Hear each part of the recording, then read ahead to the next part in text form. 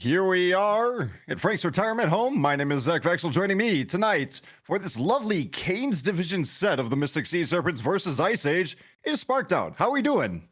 Yo, I'm good. It's good to finally get round to one of the Canes matches instead of the Walkers this time around. Yeah, there's greedy walkers taking up all the time slots. if only there was someone that could change that fact. But yeah, that would be in the admin's control. But for some reason they just love these walkers. But here we are, alas. Yeah. Couple bands coming out. Still something we still see down in the Walker division, up in the Kane division. We see the Athena, we see the Chernobog, we see the Thor. We're gonna see a Ratatasker on the other side. I'm predicting things right now. I don't think we like global ultimates. No, global ultimates are always very difficult to deal with. You have a lot of rotational power that comes in side of it, especially with characters like Chernobog. You can go from one side of the map split pushing, which is a very effective tactic right now, to just going into the middle of a team fight on Fire Giant. Or you have the characters like Thor, Thana, and Ratatasker who just go from the middle of nowhere in the jungle and just dunk on someone and kill them. No one likes dealing with that. It's the same thing with like Ganesh, the Athena. Obviously, Athena Taunt is the most powerful part of her kit outside of Defender Olympus. So characters don't want to deal with that. But we finish off the other round of bands with a Poseidon, taking it away from both Solo and from Nova Shark on the mid lane this time around. Yeah, the Poseidon and the Milan Brigitte over on the other side, both very versatile picks. I see these two picks and I'm like, okay, they can go in the mid, they can go in the solo, they can go in the ADC if you're really feeling like it. But they're very potent in the jungle as well. You put that scalability in the jungle, you let them kind of do their thing, get some farm online, and then you have this explosive burst mage going into the mid to late game, can dump her ultimate and absolutely just disrupt a team fight, secure objectives, or, just be an absolute nuisance at any point in the game, just getting poke off in those mid to late game fights.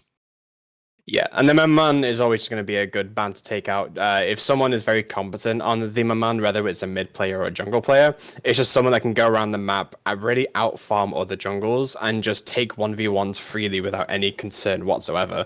And then, like you say, just the big backline ults where you've got like full stacks of nails and you've got a 4-stack or a 5-stack spirit bomb, which hits everyone in the team fight. That's devastating. So good to just take that one away. And then we're obviously taking away the Ganesh as well, one of the most oppressive supports.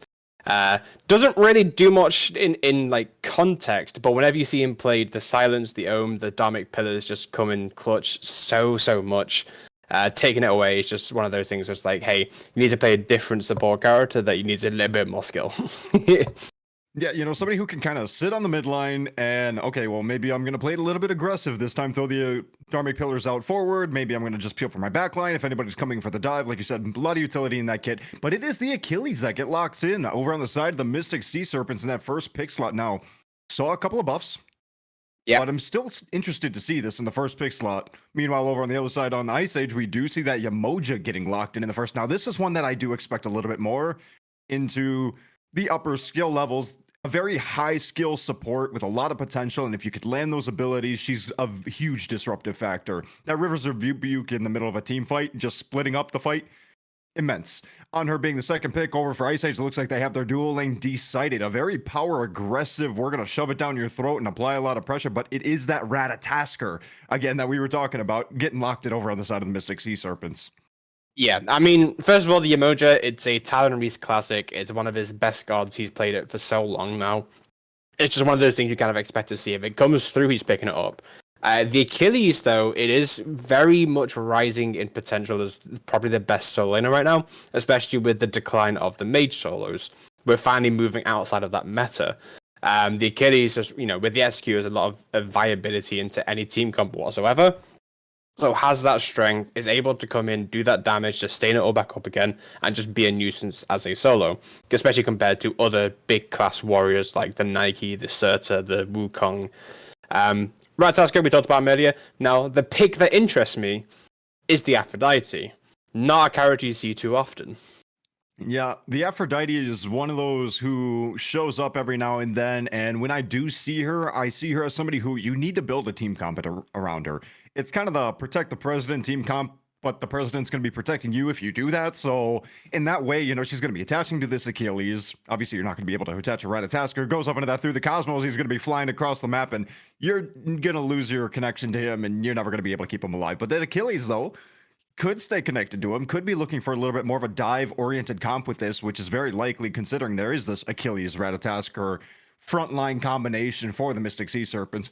Over on the side of Ice Age, though, they do lock in this Raijin. A lot of poke potential from this character, a huge scalable mage. You know, when we got rid of the Maman Brigitte and the Poseidon, the only one I'm missing are the Raijins and the Morgan Le Fays. And right now, Morgan Le Fay is still up, but the Raijin did get taken away. And that's going to be that kind of scalability we were looking for out of the Ice Age's team comp. They have the early pressure in the duo lane. Now they have the scalability in the mid lane, unless that goes over into the solo lane. And I can still see that doing exactly that.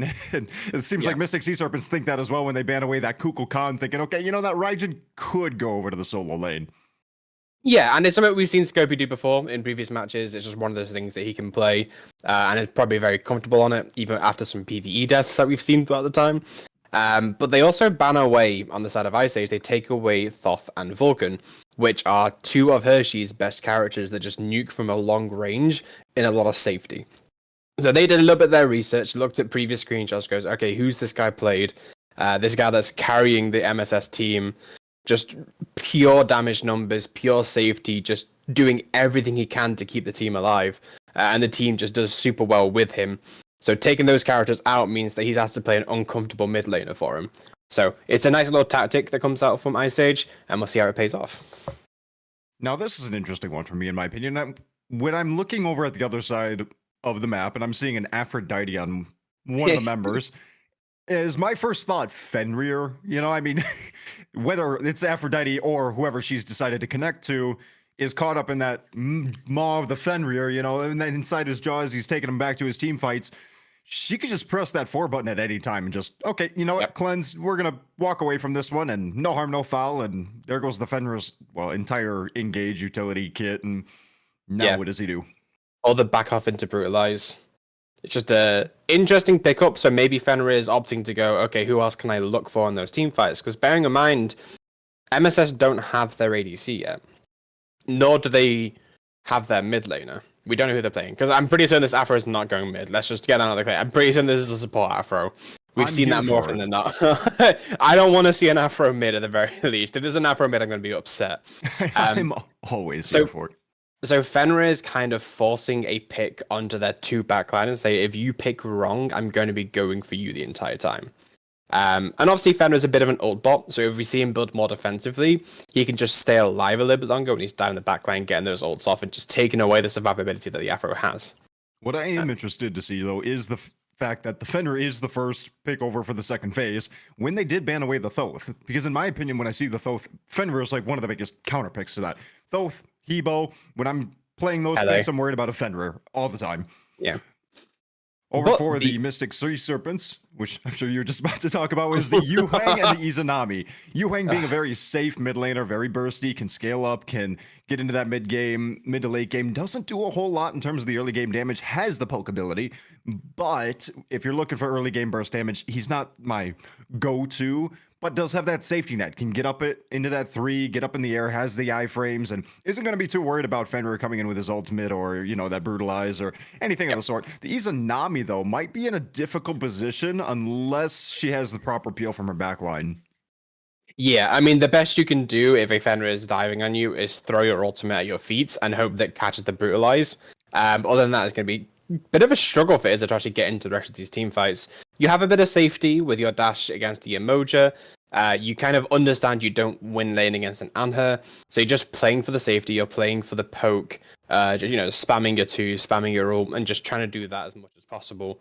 It's an interesting tactic. I've not seen it being successful before, but whether this is the changing point for how this team plays, because I've seen MSS play firsthand. They do like to play very defensively. If they can turtle up, even if it is a little bit boring for them, if they can turtle up, they're an absolute force to be reckoned with, especially against the heavy dive comp that Ice Age have. Now, what season are we in that it's Cucullin versus Achilles, though, over in that solo lane? Since Cucullin is that locked-in last pick for the Ice Age, also another warrior who's seen recent buffs, has the potential, a lot of early game potential with these 2 picks over in the solo lane. I'm interested to see how it goes. It is a kind of tale as old as time for these picks. I'm pretty sure Cucullin, you know, he's going to get that transform off. He's going to be applying a little bit of pressure in that early, but once that transforms out, now Achilles is going to be back, and it's just going to be a little bit of a tug of war going on over there the entire game. Yeah, I mean, Cuckoo Lane didn't really suffer at all during the mage meta. It's just an issue that the mages that were being picked were just better than solos. So Ku getting the buff, especially now that mages have fallen off, is just stronger than ever. He does provides a lot of CC for the team with a massive knock up and initiation, which is going to do great for people like Scopy to come in or Pockles to get some great impales off of. So I like Ku, but we did see a Cerberus hovered before the Ku got picked up. That could have changed things as well, because that's some good anti-heal into frag on this Aphrodite. But Ku also has a little bit of anti-heal himself in his own kit.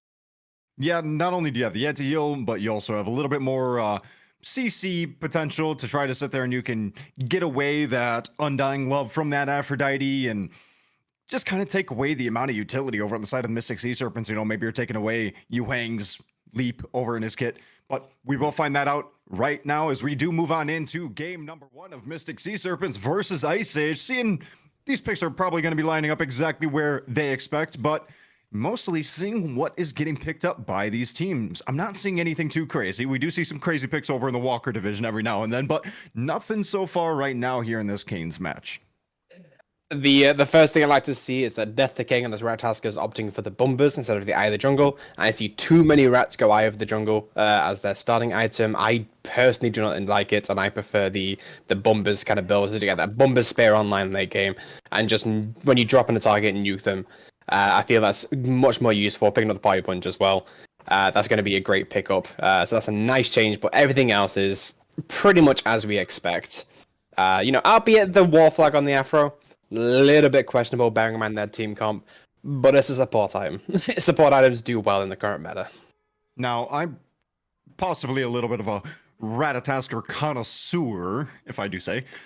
I like the spear, I like the eye. It kind of depends on what you can do as a jungler in the late game if you can work with your team. And I say this very seriously because if you're unable to sit there and clear a camp because your team just kind of sees XP, hits XP, and takes XP or gold in the late game, you're not going to be getting that Bumba Spear passive, and you're going to be struggling to get that passive online. You're not going to have that power boost, and going into those fights, it'll be rough. But I do, if you can do it, love that Bumba Spear because, yes, you can proc it off of just the single roaming Harpy in the back. That right there is huge, and a lot of people don't realize it. Here we see the Cocoa and Transform get off a little bit poked out and a little bit poke in the mid lane, and just kind of exactly what we're expecting so far right now. Fenrir brutalized, chasing down the Ratatasker, and gonna back off, clear wave a little bit. Need a lot in the mid right now. Speaking of eating a lot over in the solo lane. A lot of bit everywhere, but the solos are just doing sort of things, just bunking each other, but healing it back up again. It's kind of what we expect around these level 2, level 3 fights. It's just an issue that Fenrir can't really get him to do damage to the wave without taking a bunch of damage himself, especially into the safety that Yu Wang has and the aggression that the Rat has. That was really good of Death the King right there to take away Scopey's Raiju and not allow it to get onto the wave. Not getting that clear off, and it's going to give them the initiative over onto these dual lane Harpies and allow the Ratatasker to make the early rotation over to dual lane when Ice Age has this power heavy duo. Yeah, and Yu Wang might try and look to steal away the right camps as well, but a little bit too late. But might has a bit of pressure going into this Raijin. Yeah, Scopey finding himself in a little difficult position, getting rooted, getting a little bit more poke out by Hershey. But he's going to be able to get back to his tower, and it looks like he's going to get a back off right now. That's going to actually hurt him in this early game. The price of going for those mid camps when you don't have the aggression or your jungle there to have more damage. The health detain is real. Yeah, when I look over at the side of the Ice Age's comp, okay, so yes, you do, well, in terms of the mid jungle anyway, that Raijin wants to scale. You know, and if you're not allowing him to clear the wave because you guys are looking for poke a little bit too much early, he's not going to get to that point in the game that he needs to, and you're going to allow this Ratatasker Yu Hang combo to get there first. That's not what you want. Get a little bit of the wave clear online, and then we can talk about fighting, but Fuego. Speaking of talking about fighting, yeah, Fuego Maego making a rotation over into the soul lane, gets that stun off, has the runes ready, and the brutalize on top of Kingston. Fuego Maego picks up the first kill for Ice Age. No level 5 needed for that gank, just cleanly executed, had Queen Perfumer kind of bait him up onto the tower line, allowed Fuego to come in, get a clean stun, clean boot rise, and just take that first kill, first blood. Very well executed by that duo squad. Mystic Sea Serpents really needed to be kind of communicating with their team a little bit right there and say, okay, you know what? If Death the King on our Ratatasker is going to be over in the duo side of the jungle, where do we think this Fenrir is going to be? We saw him go for the solo side mids, but where did he go after that? That's where if I'm over there, Kingston in the solo lane, I'm thinking maybe he might be coming my way, especially since I don't have any wards up at this point in the game. Yeah, just wait until late game. Fragger Clock is known to be a master warder. He currently holds the record in Canes for most wards placed in the game, and that was 48. In our 1 hour long set we had the week before this one. So Frag likes to ward a lot late game, just maybe not as much in the early game, but we see a good amount of ward coverage from both teams right now. 2 wards from each team either side of the map. It better be without Bracer, by the way. If it is with Bracer, I'm disappointed. If it is not with Bracer, then I'm impressed. Taking that many wards without Bracer, whew. It's a lot of gold, though. I don't see any braces. I also see no vision shards.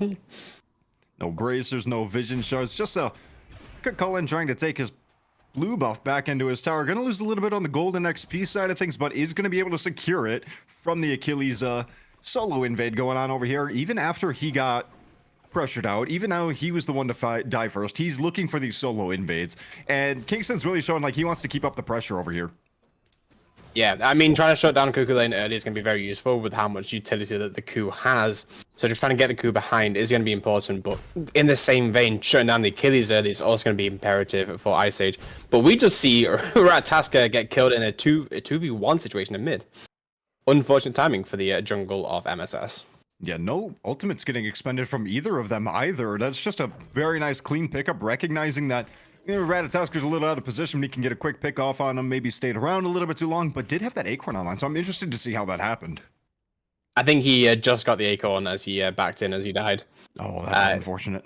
Yeah, unfortunate timing. I think he was just getting the last bit of farm needed to get that XP. He may have been actually sitting AFK to get the Acorn mid-jungle and just got caught out of position. I've seen it happen a few times. You really gotta watch where you're doing that, making sure that you're not in a...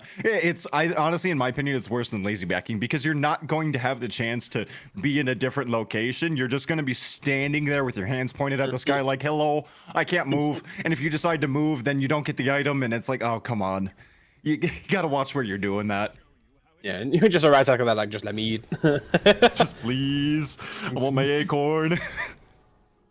We see a bit of an invade coming out from Ice Age here. Spoke Gopi, though, taking a lot of damage from Kingston. You know, I don't think we're really respecting the damage coming out of this Achilles this early into the game because he's really dishing it out. Fenrir, though, there comes out the Ragnarok, and so does Achilles' ultimate, but through the Cosmos up in the air, the Ratatasker ends up landing down on top of the Cucullin. The Cucullin just still very healthy, walking away, doing their own little thing, and it looks like a nice little 3v4 over here in the solo lane, but make that a 4v4 because Talon Reese is making a rotation on over. This is why I don't like playing in the side lanes. I'm going to point that out because every time I do, it's a 4-man rotation at 6 minutes, or the ADC decides to show up even without a Chernobog. I'm like, why are we here? What are we doing, guys? My biggest criticism for that fight was the fact that the Achilles did not get punished upon being on tower line against 3 people. Unfortunately, Fuego took way too long to use Ragnarok to pull him in, and by that time Achilles had already ulted away, used that CC immunity and escape. If he was a little bit quicker on using that ultimate on Fenrir, that's an Achilles under tower and probably dead, which would have, stopped the fight or allowed them to get even more of an advantage. Yeah, what was interesting was that Kingston was not only the one who was getting attacked first off, then decided to walk up into 3 members at the tower line. Yeah, I agree. Didn't get punished for it. And then on top of it, Mystic Sea Serpent steal away the blue buff. Yeah. Even after all that. Yeah, I mean, they just wanted to try and get as much farm as possible with the rotation, and when you have the numbers there, you might as well try and take everything that you can, because like I said, it was a 4v3 until Talon showed up very late at the end.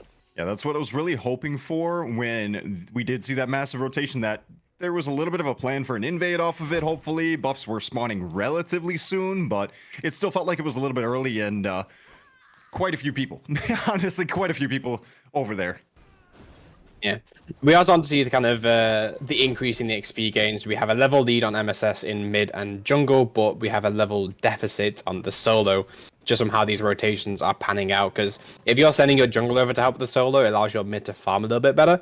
And if your opponent mid is not there, then you can try and take more as possible. It's kind of just, death by 1,000 cuts when it comes to the farm games. Good steal away from the shield buff there.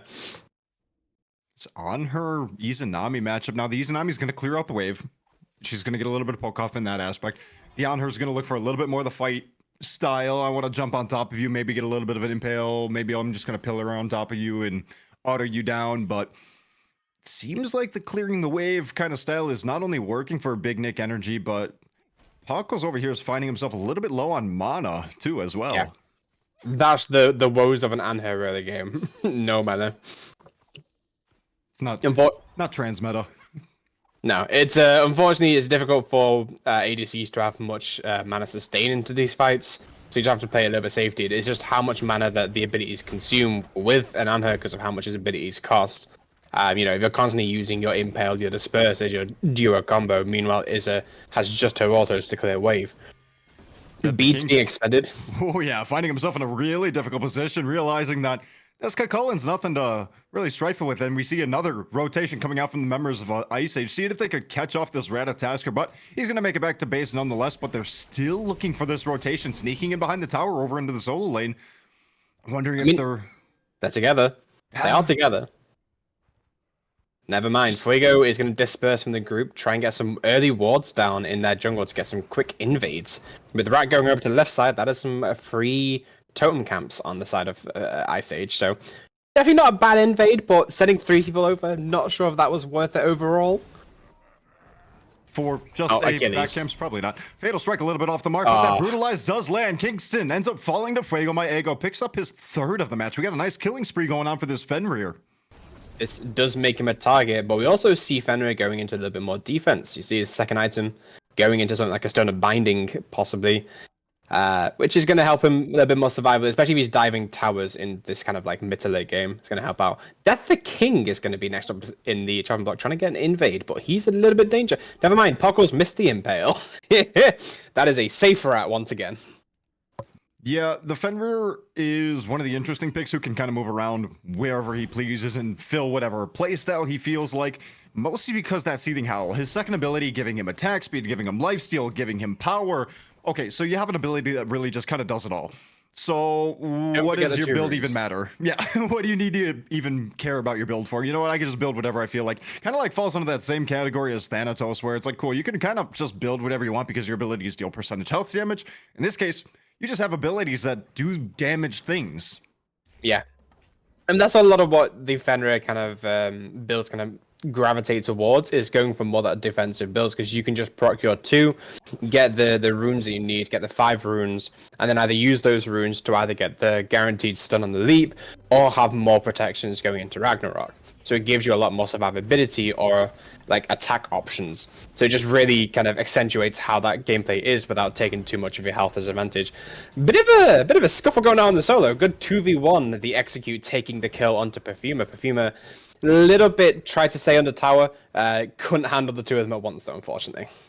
Yeah, Achilles is one of those gods who's just good at all points. Doesn't matter what meta it is. Doesn't matter if he's ahead or behind, because he has that Execute. That Fatal Strike can come out at any time, and Executes are good in any meta. Let's be honest. It doesn't really matter unless, Kepri's just there and then he's sad and then he's dealing with Executes, and Tails, a nice impale coming out from Box, forces the beads of Big Nick Energy and the ultimate as well. He's trying to get away, but those autos are not going to get stopped by that silence, and it looks like the on her ultimate comes out as well. Unable to secure the kill onto Big Nick Energy. He's going to get away with the dash, but might lose his tower as a result. Going to get it 1 HP, but I'm sure with that next wave, the on her is going to see a nice down tower over in that solo duo lane. First beacon does end up spawning. A little bit of a scuffle might end up showing because Queen Perfuma did rotate on in already. 4 members of Ice Age coming on in, and it looks like nice little everything's happening. That's an old very early, unfortunate. Pulling back that Aphrodite, and the River's Rebuke does come out. She's trapped in here with 5 members of Ice Age. Ratatasker goes up in the air. Nice Fool Man ultimate. Ends up just dispersing the members of Ice Age, and she gets away. How are they alive? How are they alive and turning this fight? Fenrir being forced to back away. Anna jumps over the wall. It's in the favor of the Sea Serpents. Achilles made the rotation in. They're trying to find the way. The Execute connect. What a way to come in. Double kill and the triple. Kingston doing it all for the MSS team, but Fenrir is back in. Could this be an early pentakill? Come on, you can do this. Never mind. Nick Energy takes the 4th kill. But what a return fight by the Sea Serpents. After one misplay by the Aphrodite, Fuego was like, oh guys, we get this kill for free. They've missed their ultimate. I've still got them in my jaws. Sea Serpents come in and go, we're not done just yet. Yeah, I suppose if you're an Aphrodite, sure, she's a mage, she's squishy, she's early game, but not if she has a fully stacked Thebes and a Breastplate of Valor already online. She's not the squishiest target to go on top of and try to sit there and think you can get a quick pick off on her, but man, if you don't take out that Achilles early, now that's when we start to see that struggle. We saw not 1, not 2, but 3 executes coming out of the fatal strike of this Kingston on this Achilles. Yeah, okay. You gotta put this guy down. We gotta put this guy down quick in the fight. Yeah. This is all on the tower as well, and he was taking all of his HP at once, but there's still a guy just keeping him alive that a little bit longer than he needs. But yeah, the fact that the Ice Age couldn't even kill Fragger Clock after they were taken away by Fuego really must have put a dent in their mentals for the rest of that fight, because like, guys, how can we not kill this one Afro? But Mystic Sea Serpents, they really just worked as a team there, separated as much as they could for the big abilities like River's Rebuke, and just played that team fight perfectly. And it's really frustrating because it didn't feel like Ice Age played that team fight bad. You know, they got the very nice pick. They waited out on the Ragnarok, waited for that Undying Love to come out from the Aphrodite, finished that off, picked her up, pulled her back. River's Rebuke came out, separated her. But it just felt like target prioritization wasn't really appropriate there, if to say the least. Yeah, but overall, that does mean that the Sea Serpents get quite a big boost, puts them at a 1.5k gold lead or so, and we start to see these kind of levels come into play more in terms of the characters. You know, we've got a 2-level lead in mid, and getting Hershey ahead is always terrifying. I'm gonna be real. Achilles looking for a kill, the execute comes out, a good jump from Perfumer makes it so the execute's not worth it, but he's got a teammate to help just in case. Achilles getting dragged back into the tower by the Ragnarok from this Fenrir and through the Cosmos going up into the air. Who's he going to be eyeballing? Looks like he's going to land on top of the Fenrir because Hershey ended up picking up the kill on the Queen for Perfuma. A huge rotation coming out over here, and Death the King does end up getting Fuego Maego. 2 more members of Ice Age do show up. 2 dead, though, for them. Let's see if they can get a nice little return here, but it looks like they're just trying to play defensively. See if they can kind of cut their losses. Yep, Tycho Drums do end up getting dropped and a lot of damage on the side of the Mystic Sea Serpents. Maybe hopefully deters them from going for Pyromancer. I think that's what Ice Age is really looking for. Yeah, I mean, it's a 4v2 situation, but the Ice Age, they want to chase it down using Raiju River's Rebuke as well, trying to get something off the rotation because they lost 2, but can they take 1 in return? They didn't, they can, not with the help of Hershey around. He takes another kill on the board. That's just, yeah. You watch Fraggle Clock attached to that Achilles, and I think that's exactly what we're talking about in picks and bans. Yeah. You're gonna have this Aphrodite attaching to whoever she feels like. If you can protect the president, she's gonna be protecting you. And she did exactly that right there with Kingston. Blink ultimate coming out from this Kakul and Queen Perfuma into the mid lane. The Fenrir looking to get some damage off himself, does exactly that. Fuego Maego picking up 1 onto this Aphrodite. Get a nice little pick up. Oh, the pillar, no! It's still dead, but the pillar diverted the course of the execute and forced him off the mark. Still gets the kill though, but this means that this could be a Gold Fury when it spawns in. If they start positioning correctly, they could go for more. But the Ice Age, they're not done. They're going to try and take this Pyromancer instead. Count their losses over on the left side.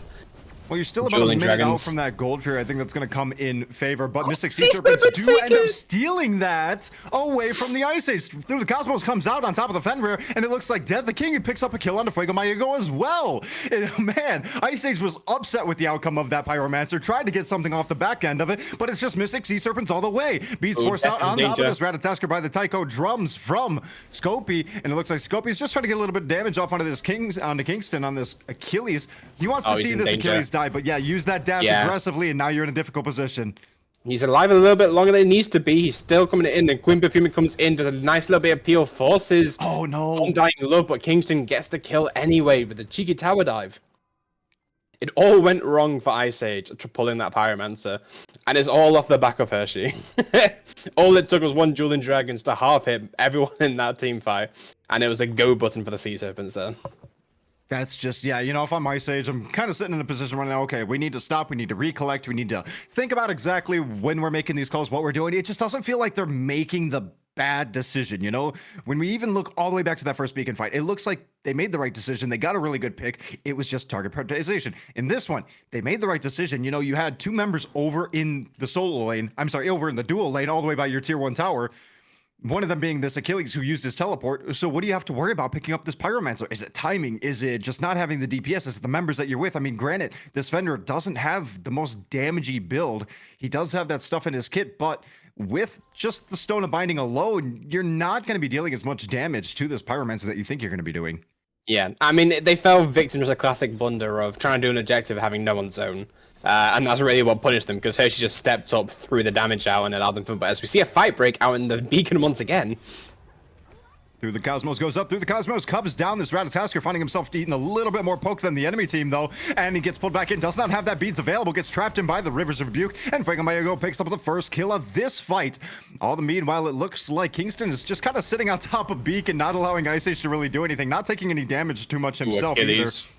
Yeah, just Achilles things right now. Finally gets down to about half health, and the Sunderless come out, though. Ice Age getting the priority on top of the Beacon. They are 5 members strong right now, and it looks like Frag O'Clock is going to eat a little bit too much poke than he likes, and Mystic Sea Serpents are willing to give this one up. Yeah, I mean, that's a smart thing to do. You lose Death the King early on after they dumped 3 ultimates on trying to kill this rat, and you just go, okay, didn't know you felt that way. I'm just going to back away, play a little bit safety. And especially when your Afro has, like, no mana, no health. You don't want to play too aggressively, because if you lose someone like that on the support, it's dangerous. Poco's got a good impact, but misses the tower, or the pillar, which would have been a kill onto a frag there. But the fight's not over just yet by the looks of it. Kingston's still looking for more. But Big Nick Energy going to take out Queen Perfuma, trying to do their best zoning situation. But the rest of Ice Age were not there to help out their solo. Yeah, Scopy's thinking he could walk back into tower that way. Probably not, buddy. You're going to have to go the long way around. Ragnarok comes out, dragging this Aphrodite right back into the tier 2 tower of Ice Age. Execute comes out, and Kingston ends up finding Fuego Mayago through the Cosmos going up into the air. This Kingston sitting in a very difficult position. Make that not. He ends up picking up the second kill on the Scopy. Through the Cosmos comes down, and it looks like Mystic Sea Serpents are dashing into this tier 2 tower without a care in the world. Pockle's extremely low, but a lovely little health shield coming out from this Yamoja. Tier 2 tower does go down, but now the Emoji in a difficult position. Looks like she is going to fall as well. Does as well to Death the King, picking up another kill on this Ratatasker.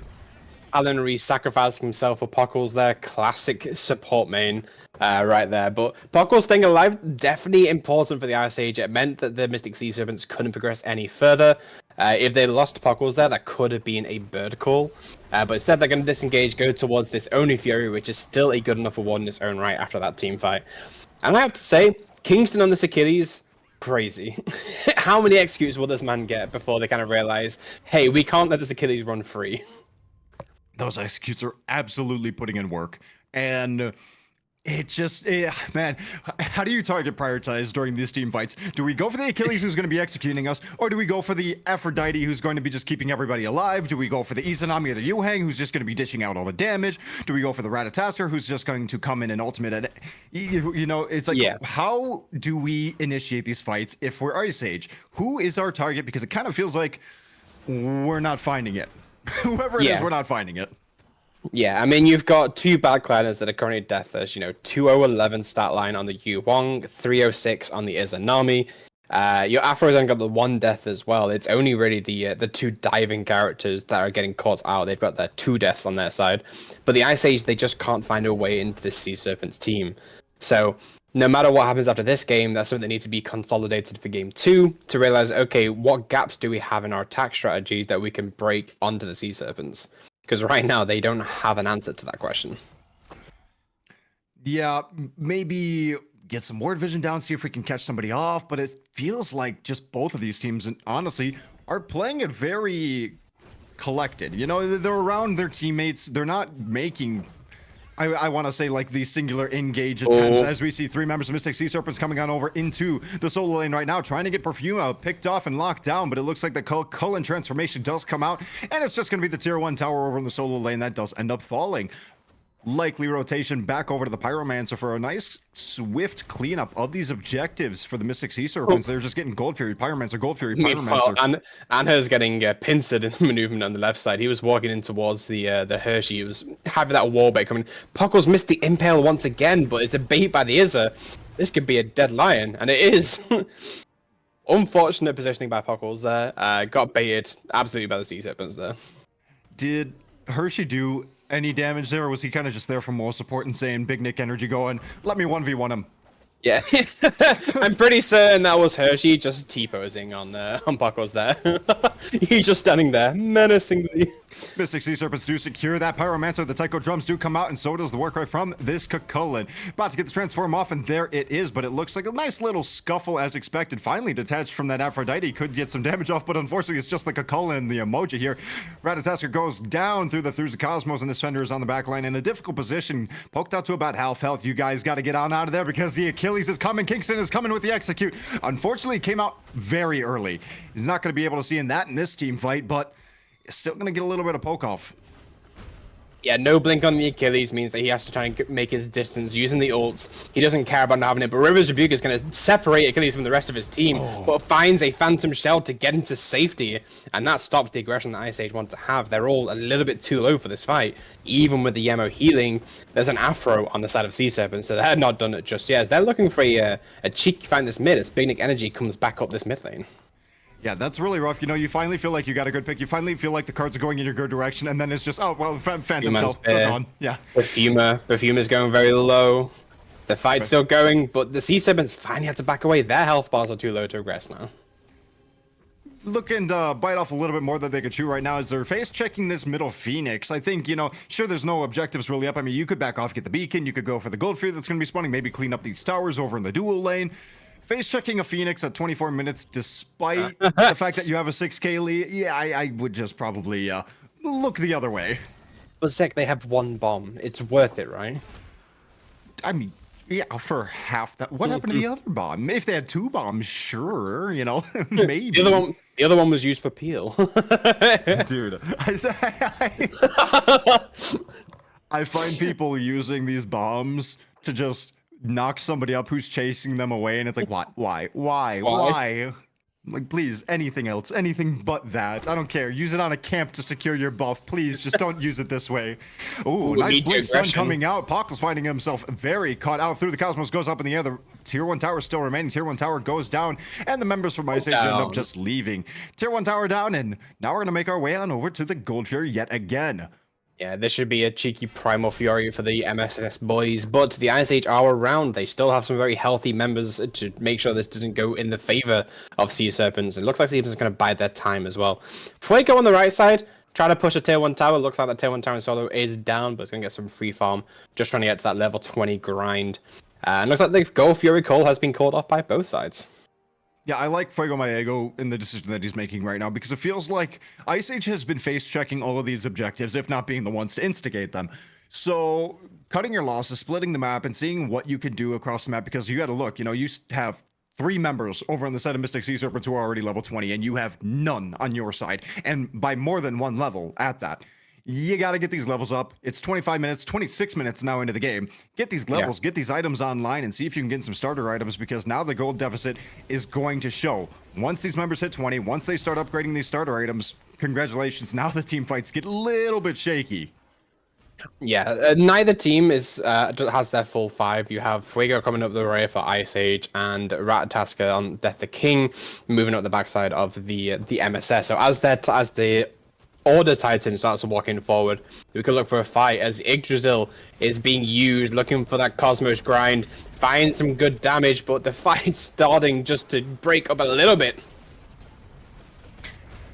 A lot of ultimates getting dropped left and right, but there is the dueling dragons. Raijin just getting body blocks, but still ends up falling. Death the King picks up the pick onto Raijin, and it looks like a pick back and forth as Pockles picks up one. Hershey picks up one himself. 3 members going down for Ice Age as Big Nick Energy finds Fuego Maego, and now Ice Age is on the back foot, absolutely running away, and it looks like Perfume is going to end up falling as well. Meanwhile, Kingston is getting in, seeing if you can get a little bit more off, maybe get a D-side, but it's not going to happen. Tier 2 tower goes down, and the members of Mystic Sea Serpents, 4 strong, make their way on over to the Fire Giant.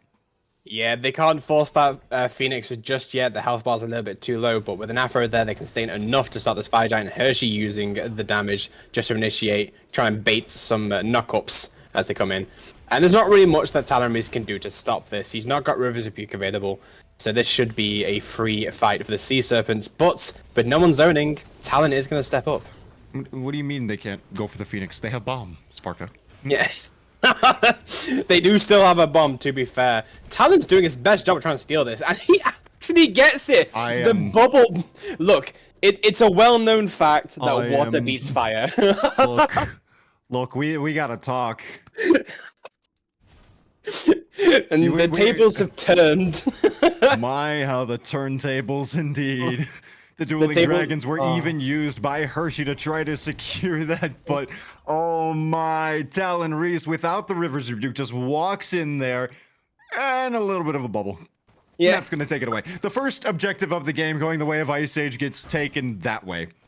So I can hear the gremlin laugh that Talon has. He just walks away for free after seeing that fire giant. I can just hear it now. But what a way for that fire giant to go. And it's just the classic blunder of not having someone zone. I wish teams would start having someone to zone the objectives. It makes so much sense. And that's another objective for Ice Age. And now they are on the aggression looking for a fight onto Sea Serpents after losing a lot early on. And they're going to take the first kill of the team fight, taking out Hershey, a major player in the game. Very difficult position sitting around in between 5 members of Ice Age after they take that Gold Fury. It really, like you said, feels like Ice Age is in the driver's seat now, moving the way on over to this tier 2 tower, going to get a little bit of cleanup. Right now, I want to see them clean up this map. Go for that mid lane, and it looks like that's exactly what they're going to do. Back up, group up, take these towers, clean them up, and we do see the pings coming out. I think that is exactly their idea. They're going to close this gold gap right on up, and we're going to be back to a net neutral game. Yeah, Perfumo and Fuego do not have this fire giant, but still having Pockles and Talon and Scopy having it is going to be very good for pushing. But it looks like they can't afford to go for this tier 1 tower just yet. They're going to kind of group up, try and go for something. Also, just want to point out, Sea Serpents now has their second bomb. They're prepared this time. Now they can take a Phoenix. Now they can take a Phoenix. Now now Phoenix is a go. And it's on the Achilles and the Aphrodite. Yeah, we can do it now. Yeah, I mean, taking one of your bombs on both of your tanks means that no matter how your positioning is, you can have something. I don't know what Kingston was doing there. Almost tried to corner bait, but gets caught out, and then the fight might start breaking out. But with Hershey not there, it's not something the Sea Serpents want to do just yet. Gretchen comes in, good positioning by Talon to set up this fight. The unfortunate part is you locked in the 2 frontliners of the Mystic Sea Serpents, and it is them who picks up the first kill of this fight. Big Nick Energy finds Pockles, and it looks like a nice little Ragnarok's gonna come out, not unable to find anybody as Kingston is on the back line of Ice Age, fighting 3 members and getting away with it. Absolutely brutal. Warcry comes out from the Cucullin, and the Fenrir is gonna try to jump away with the blink of the Ratatasker. Frame perfect jump from Fenrir, but Ratatasker is not done just yet. Is going to make sure that Doggo doesn't come back into this fight as they're looking to siege this Phoenix. Use those 2 bombs to their advantage. They did drop that bracer, so it's going to give them a little bit of a nice boost as they try to walk in here. Once they get minions inside, which they do have, they could be dropping those bombs, but it looks like they're going to go for the fight as well. As Death the King ends up finding 1. Hershey finds 1. Death the King finds 2 members. 4 members down for Ice Age. And Fuego Maego is trying to run away, trying to get away, gets the leap off, gets the brutalize as well, finds himself back in the fountain. But the Mystic Sea Serpents, 5 strong, now are marching into the Titan Room. Already down to about 50%, getting its health on down there. Fuego, you can't misbrutalize. Oh no, and it looks like Ice Age is holding on by a thread through the Cosmos, goes in the air, comes on down, and Fuego Maego shuts down, but the Titan falls as well. Mystic Sea Serpents end up taking game number 1 here against Ice Age. That is just the most unfortunate timing for how that fight breaks out. As they kind of regroup on the side of Sea Serpents to try and take this Phoenix, we just see a classic Achilles blink into their backline, catching Ice Age with their pants down as they're preparing for the frontal assault, and it just all goes downhill in the space of 2 seconds. 4 deaths. Fuego didn't even have a chance to get away, but had to play very safe to get back into that Phoenix, and then he had to try and 1v5. Even though they lost their fire giant, they still were cohesive. They still knew what to do on the back foot and won that game 1. So, if I'm Ice Age, I'm looking at this and I'm like, okay, where were we kind of struggling? Because if we're looking calls aside, you know, the objective plays that we did end up seeing and the decisions that were made, it felt like we were going on top of these tankier members of the Mystic Sea Serpents and unable to secure those kills, you know? And whether we started looking for these picks a little bit later or we just didn't have the correct items or characters or We were missing something here going on top of this Aphrodite and Achilles. The entire game, it felt like we were going on top of Aphrodite and Achilles, trying to get the picks off onto them because they're so far up, so far out of position, but we just didn't have the damage dealers to deal with it.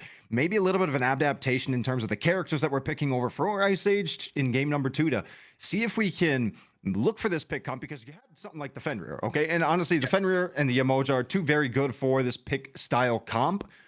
But if you don't have the damage to follow it up, now we're going to start seeing a little bit of an issue. Yeah, and I mean, we see that in terms of the damage differences. Hershey dropping a 41k bomb in that fight. Meanwhile, Scopy had 0 wards the entire time on this Raijin. Only 25k as well, so not too bad. Still the highest on his team next to Perfumer on 30k on the coup.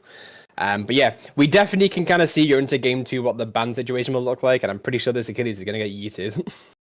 Well, we're going to find out what happens in those picks and bans very shortly, but we're going to take a quick generation before we get into it. We will see you guys in game number 2 shortly.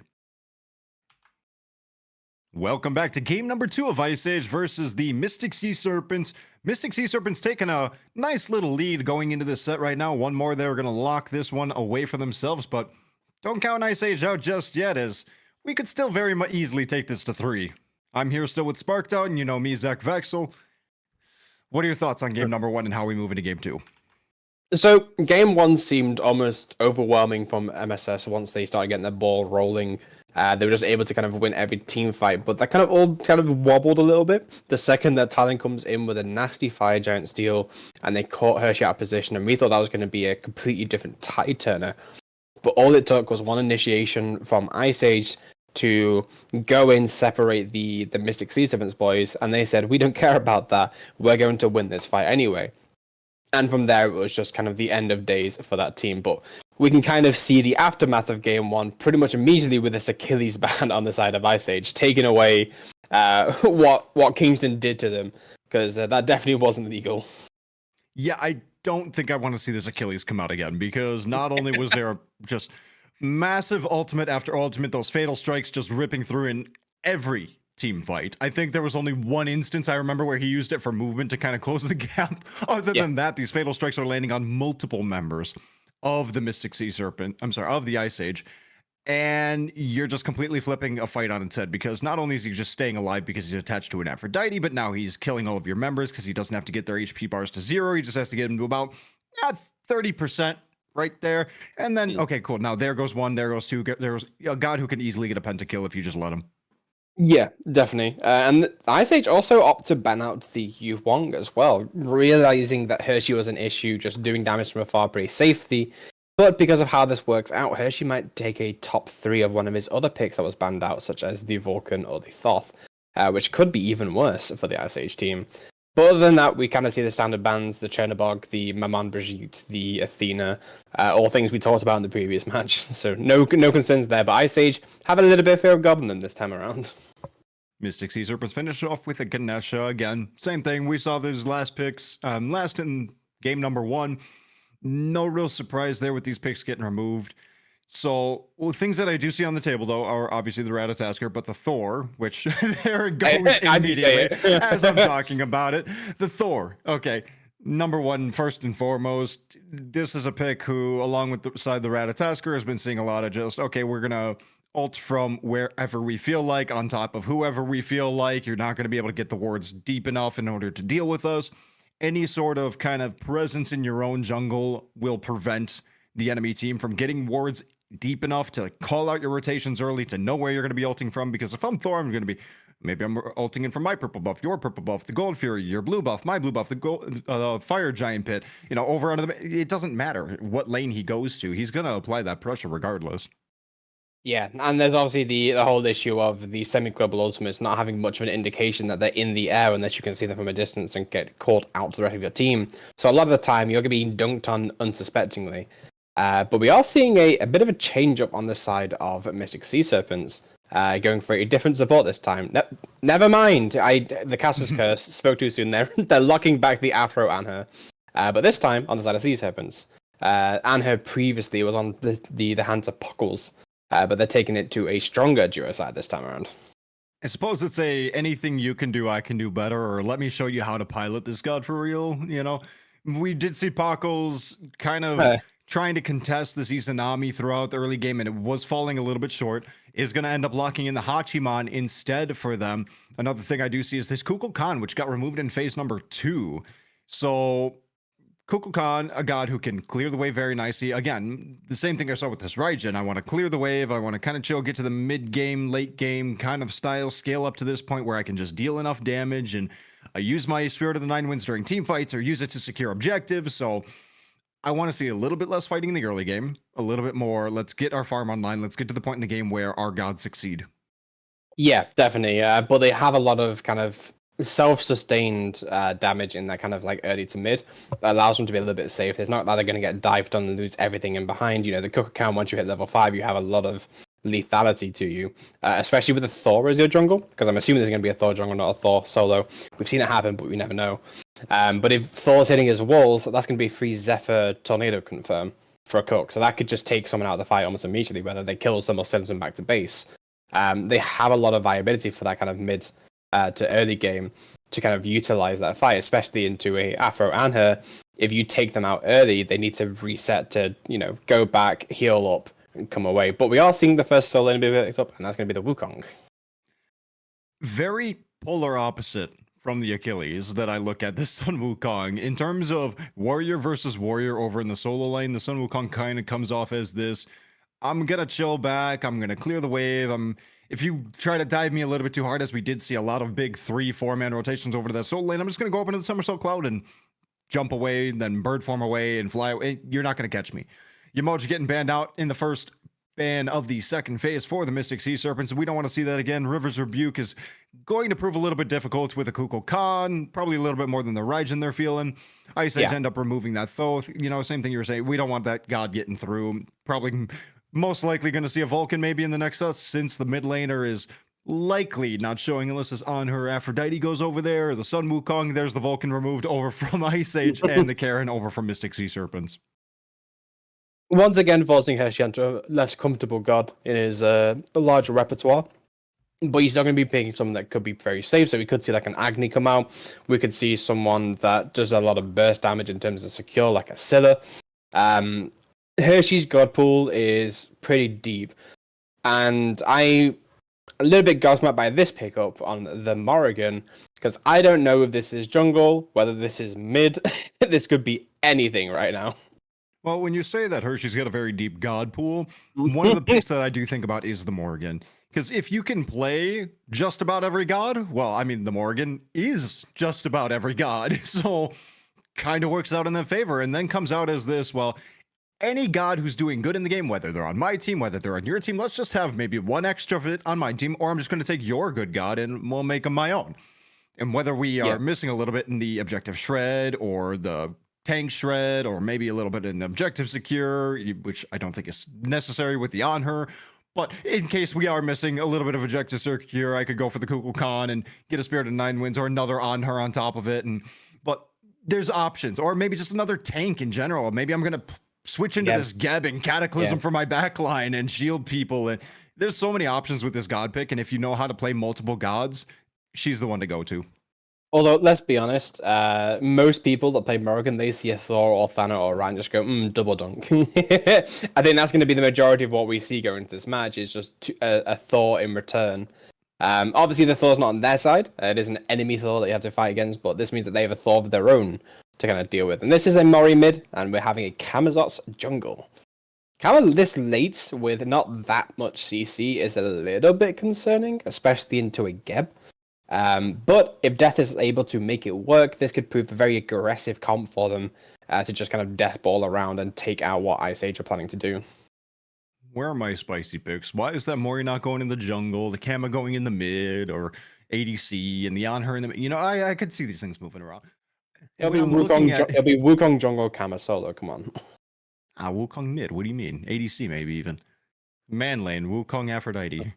But IS man lane Aphrodite. Yes, the most feminine man in all of Smite. I think something's a little off there with the metrics. You know what? Technicalities, I don't need it. But when I'm looking at Ice Age's draft, I think I like it better than I did in game number one. What I see with this draft right now is I see the scalability into the late game. I see the early pressure with the Thor. I see the ability to peel their backline, which I don't think the Emoji did a bad job. I think she did her best, and we'll give a nice little head pat for that. But what are you going to really do with the lead that the Mystic Sea Serpents had and the way that this Aphrodite Achilles was playing in game number one? But what I do see is the ability to shred objectives with this Hachiman and this Kukulkan, secure objectives with this Hachiman and Kukulkan, a lot of zone potential with the Geb and the Mulan. So I want to see what Ice Age does, if they can really utilize this, because come around that 12-minute mark when the gold Pyromancer is going to be spawning, the Beacon's going to be spawning, that's when I can see Ice Age getting active in this game. Yeah, and that's going to be what it comes down to, because obviously the Ice Age, they are down at one match right now, going in favor of Sea Serpents game one, so Ice Age needs to do something to get back into the game. Having a more cohesive draft is the first step towards greatness for this team. It's going to be very interesting. I do see that when I am down a game, going for a more reserved style draft, and I do see that as what Ice Age is doing, we can kind of chill back, we're going to look to play our objectives, we're going to play this right, and get exactly what we need to do. So I like the adaptations. When I look over at Mystic Sea Serpent side, I think they're thinking, okay, so we're up a game. What can we do? Maybe we can have a little bit of fun here going with this Aphrodite pick again. I think that's just kind of a go-to right now for Frag O'Clock, it seems. Feeling kind of comfortable on this Aphrodite, which is very interesting because I felt like she kind of fell out for a little bit. Yeah, and I mean, it's kind of comes down to how the teams have been facing each other. Obviously, the way that Franks works is we're King of the Hill style, so you're facing opponents more around your skill level. Ice Age had a really rough start to the season, losing against Vibe Tribe pretty badly. As I think that was our first cast of the season as well. So Ice Age have been in the come up since then, really taking matches by the horns. Meanwhile, Sea Serpents, they've had a really strong start. And I've only started losing a bit more matches towards the end of the season. So they've now kind of meted off into the mid lane. So Ice Age, they're kind of consolidating the fact that they've come this far and improved so much. And Sea Serpents are like, we've still got the strength that we had originally. How do we put it to good use? So it really comes down to what the teams are comfortable with. So the Sea Serpents have done scrims and other matches where they're just playing because they're comfortable on. This kind of aggressive draft with a few non-meta picks is going to work out a lot better for them.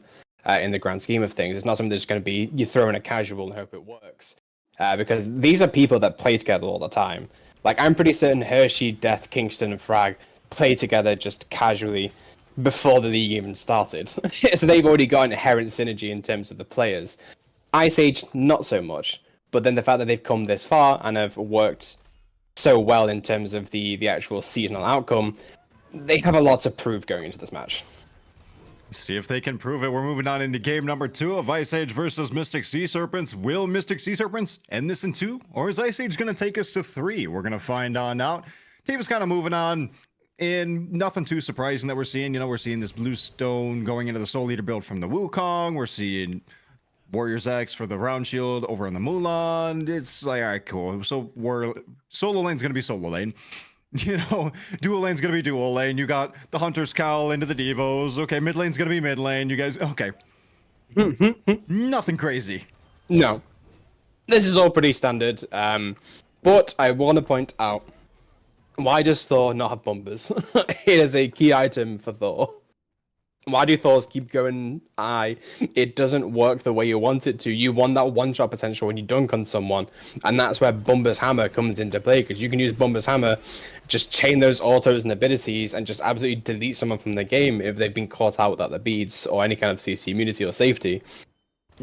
I just don't get it. Why do people keep going I think Ice Age is looking at it and saying, okay, we're kind of struggling in our jungle fights. When you do get the guy, you do get the protector of the jungle, and in my opinion, hold on, that thought right now as we see a quick little pickup, Kingston showing Queen Perfuma that he's going to be the early game Gogged here again and taking charge in the early game. Mystic Sea Serpents pick up the first kill of the game.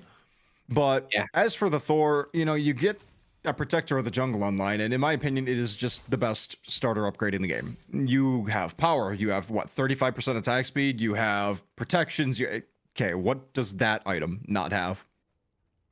It doesn't have the real damage increase that you want to turn the fights. It just gives you a bit more security and a little bit more kind of consolidation as to how you play in those fights. But if you're playing Thor, And this is kind of where the question mark comes in. If you're playing Thor, you're a very all-in character. You don't play like a normal assassin. If you're going in, you're trying to take someone out with you, or multiple people out with you. So what's the point of having the protections when you want to scale more towards the damage aspect to make sure you confirm that kill and change how that team fight goes? You mean we're not going to be seeing a Rune Forged Hammer, Stone I mean, Binding Thor, dunking on people? We might, but at that point you already have the defenses. Why do you want more defenses? Just get them all. I want all the defenses. I want At all that the power. point, I just want all play the Thor defenses. solo. At that point, just play Thor solo. have the Mulan be jungle. You never know. It could have been Thor support. You never know. No, it's Good Hachi options. support. Come on. Yeah. You know what? I didn't even see that one coming. I have people in my games who play him, so I'm not. I wouldn't have been surprised. That's the sad part is I'd see a Hachi support, and I'd be like, yeah, okay, just another Tuesday. All right. This is just another ranked game. It's the classic. You just learn to accept it after a certain point, and there's no reason to flame it. Whatever he's gonna do his thing. It's gonna work out. You're gonna get pissed off at him in the early game, but it's gonna work, and then he's gonna be like, see. Yeah, like either way, it's a lose-lose for you. Either get heated for no reason, or you lose the match because they did a troll pick. It's like, no matter what, it's not turning out well for you. We accept these things as much as we don't want to. Yep. Ice Age making their way on a little bit low later, hitting level 5. Mystic Sea Serpents already ticked over with this on her and Aphrodite, although Hachi did now. They're going to get the advantage on that shield buff now that waves clash. And yeah, Fuego Maego, I was looking for it. You know I always want my PvE death. It's necessary. It's a We almost had it there. We were almost there, and Ice Age have been known proponents for it as well, usually in the on. Not again. What is Perfumer doing? The slam is connecting, and the Bluestone takes the kill. Another kill for Kingston. Yeah. Perfumer, what's going on? When I see the Mulan, I think she has more early game potential because she has such damaging abilities. And now with the buff that we saw to her, where 500 less damage for each ability to level up. So you're instantly going from dealing 200, 300 damage to dealing 500, 600 damage per ability. And now I'm not too sure what's going on over there, like you're saying. So yeah, I mean, I think a lot of it comes down to the fact that Wukong doesn't build like most traditional soul laners, where he's building more like full damage the earliest when he gets a soul lead online. So he has a lot more early pressure than people kind of expect. And because there's a lot of variety when it comes to Wukong builds, because we've seen people go into Breastplate first, we've seen them go into the Rune Forge first.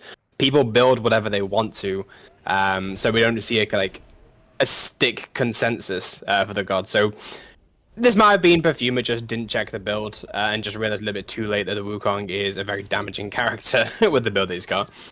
Not to mention he's got that range poke potential that Mulan doesn't have.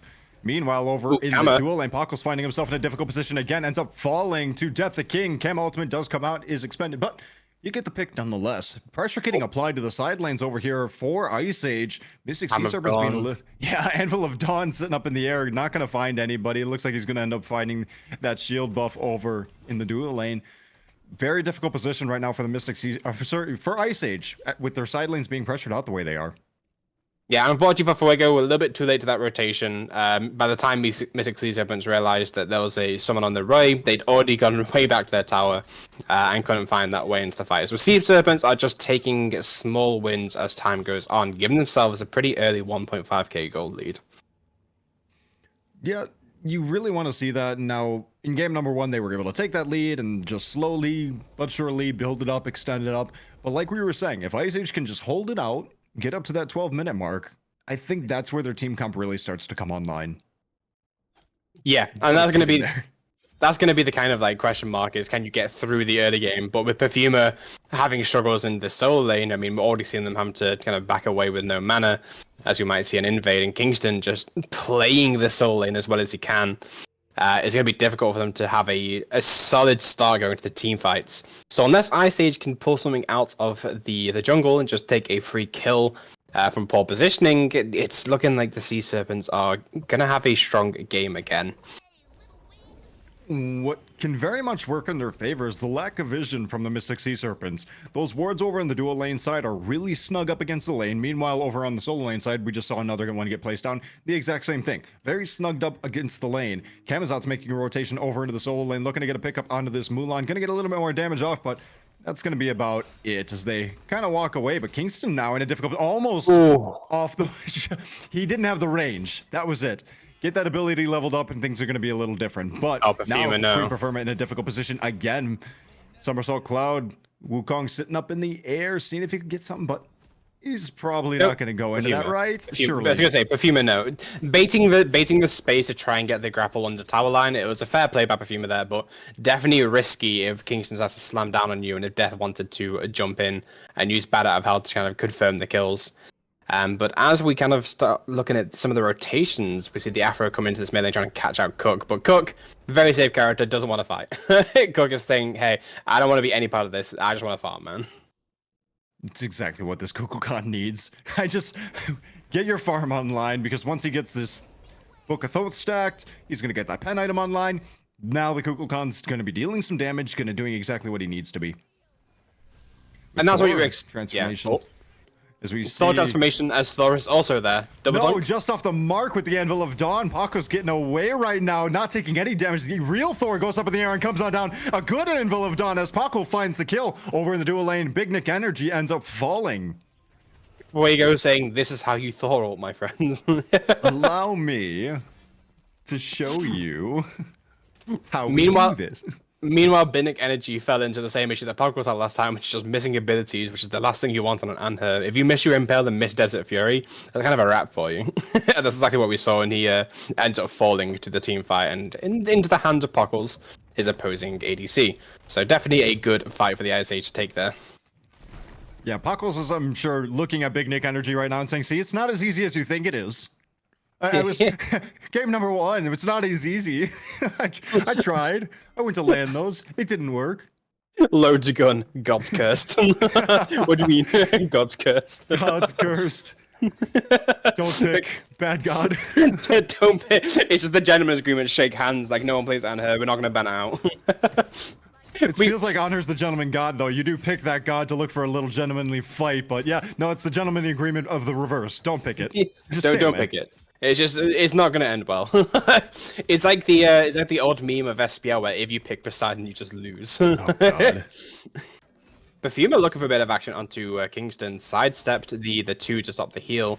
This could go either way with the damage outputs that either team has. Doesn't have any mana. Tiger Stone does come out. Oh, just off the mark. Good backstep by Queen Perfuma. Nice little thing, but Death the King is lurking in the area, looking to dive. This one does have the Bat Out of Hell ready. Just off the mark, Queen Perfuma gets the ult off, and so does Death the King. Anvil of Dawn comes on down. Somersault Cloud. There's Wukong sitting up in the air, lands down, and Queen Perfuma ends up falling. Man, very unfortunate, but a nice 2-man, soon to be 4-man rotation from the Mystic Sea Serpents. Nothing up on this side of the map, though. I can't confirm just yet, but I'm pretty certain Fuego got baited by the Wukong clone, and that's where he landed. Possible. Fuego taking a lot of damage as the Afro is looking to engage. This could be another kill for Kingston. That's a good connect on the Tiger Stun, and there's the dead. My friend saved a little bit too late, and Talon couldn't save him. Hey, is Frigate Clock on this Aphrodite gonna attach himself to Kingston and dive the tower? You know, constant. Yeah, I think that is the case. We saw it all game to 1. We're seeing it already start here in game number 2, before rotations to mid lane even come out, before this beacon spawns. Yeah, Ice Age. Yeah. What do you do? How are we gonna adapt to this one? At this point, the Sea Serpents know that Kingston has a target on his back. He's currently 4-0, so has some good bounty pick potential, but they just need to send the manpowers. We see Puckles trying to get active with mounted archery, and everything connects. That's how you hit autos, my friend. That is a cheeky solo kill onto Big Nick Energy. Say that's how you hit ultimates at auto track? He hit 2 autos after that. Man, I can't believe I missed my Neath ultimate. Unbelievable. Hey, I'm not gonna lie to you, it's happened before. People have missed new ults. Oh, dude, it is a genuine thing. When Neath ultimate used to be able to hit the totem when it was over hugging up against the fire giant wall. So you'd use the totem to body block the Neath ult. It was great. These were great times. Kingston making a rotation on over. However, the thing that I do want to point out is this Hachiman, okay? That's where Ice Age really needs to be looking towards. And it might be too little too late at this point. Might not be too little too late as we do see the solo pick happen over there. Anvil of Dawn after Anvil of Dawn going up in the air. Who's going to land first? It looks like Hershey, followed by Fuego Maego, and so comes the Mulan. Massive Spirit of the Nine Winds ends up finding 2, but it looks like Big Nick Energy is going to be the first to fall. The Paco's a lot of low HP bars over on the side of Mystic Sea Serpents. The beacon is still lit. Bat out of hell, lands inside the tower, but the gap shield is good. Talon Reese picks up the one under the tower. All Talon Reese, solo kill, easy for the Geb, no problems. You asked what the Ice Age need to do to get into this fight. We found the answer. It's take a good team fight. Separate the teams. Keep your backline with your backline. Keep your Geb around just in case. Keep Puckles alive. You say they might not have realized it, but they knew just then that the power that this Hachi has as they just decimate the Sea Serpent squad and force them to back away, get that beacon, and reset those fights. I don't know what happened to Scopey there. Scopey falling to Kingston. Kingston now 5-0 on this week going. Fuego, no. Fuego... My guy. That's kind of what happened. You stick around a little bit too long, and yeah, you end up going to the gray screen. We do see the classic Thor build, though. He is going into the Sun of Binding. Perfumer, surely you know that there is 3 people here, right? You know that you've lost these fights already. Buckles coming on in right now with that mounted archery. Ends up getting a very nice grab on a Kingston. 1 HP in a dream. Ends up getting away. Unbelievable. Death the King now on the receiving end of a little bit of poke. Gets the grab off as well, but the Mulan does not have any mana. She's not going to be doing a whole lot. Looks like the members of Ice Age is just going to return to neutral, get a little bit of farm going on. Not getting Kingston there is so sad for the Ice Age deck. That would have been a 5-kill shutdown bonus. That would have been a cheeky goal bonus to get that next time online. But it's, as you say, Mulan doesn't have that MP5 regen, so it doesn't have the mana to cast abilities. So it looks like the Sea Serpents, they're going to start looking for the Gold Fury. That would have been insane to go the way of Packles too. If he gets that pickup, now you're just taking this Hachiman and escalating the lead on him. Yeah. I need Ice Age to like look at their Hachiman right now, look at Packles and see what he's doing and be like, okay, how can we escalate this? How can we push through this? We saw it in that last team fight where Talon Reese was like, keep you alive. You know, that little Protect the President Scopey trying to get on and see if he can get a cheeky steal on this Gold Fury with that Spirit of the Nine Winds, unable to close the gap as he finds Kingston right here, but getting very low. The Gold Fury does go the way of Ice Age. Spirit of the Nine Winds comes through, and he ends up hitting his... No, Kingston lands out of the somersault cloud right into that Spirit of the Nine Winds and ends up eating his entire health bar and damage. Puckles just kind of won that fight, though. He comes in, finds an Eagle Eye straight into the eyes of the Gold Fury, and then a Spirit of the Nine Winds just catches them off guard, and they're still going to be deathballing, looking for more. The Sea Serpents, they're falling apart after game 1. To fall from grays like that must feel bad, but so far everything's in the back of Kingston, but Kingston the one to fall there. That's Scopey getting a cheeky, what, 800, 900 gold or so? And on your mage, that's gonna be a little bit terrifying. You said it was wanted it on Puckles, but that's a poly that is now online for the Coco Can, and they're gonna look for more. They're gonna take this Pyromancer. Poly into Pyromancer, but now we're seeing the gold lead shift in the way of Ice Age. We're up 2k now almost. Very good, going from, as you can see right now, 1500 up to the 2k mark. This is what Ice Age needed. They needed to be playing with their backline, like we were talking about in picks and bans, like we said about these picks in the early game. Let them get to the 12-minute mark, and around that time, these picks are going to get online, and this is exactly what is happening right now. Play around your backline now, keep them alive, and Talon Reese is going to have his work cut out for him. Yeah, Talon has like 4 hands all catching the sweat from him right now, trying to get all these Geb shields online. Everybody's health bar on an individual monitor right now, seeing It's like security cams. He's got like 5 different streams of all his teammates. Everybody's point of view in his screen. Perfuma actually winning the 1v1. And here we are back in game number 2 of Ice Age versus Mystic Sea Serpents. Looks like Lunar got the upgrade on her Wi-Fi, decided to opt out of the McDonald's dollar menu Wi-Fi and went for the Big Mac meal. Can we just go back to how you pronounce versus? No. Because I'm pretty you said visages. I had like 3 thoughts in my head right now. Maybe 4. There's the somersault cloud pops out. I think they were back to where we were before the break. Here comes Morrigan coming in for a cheeky gank onto Perfumer. That's a lot of damage. And tables have turned. Yet nothing you can do against that 3-man rotation. All it needed was Kingston to bide some time.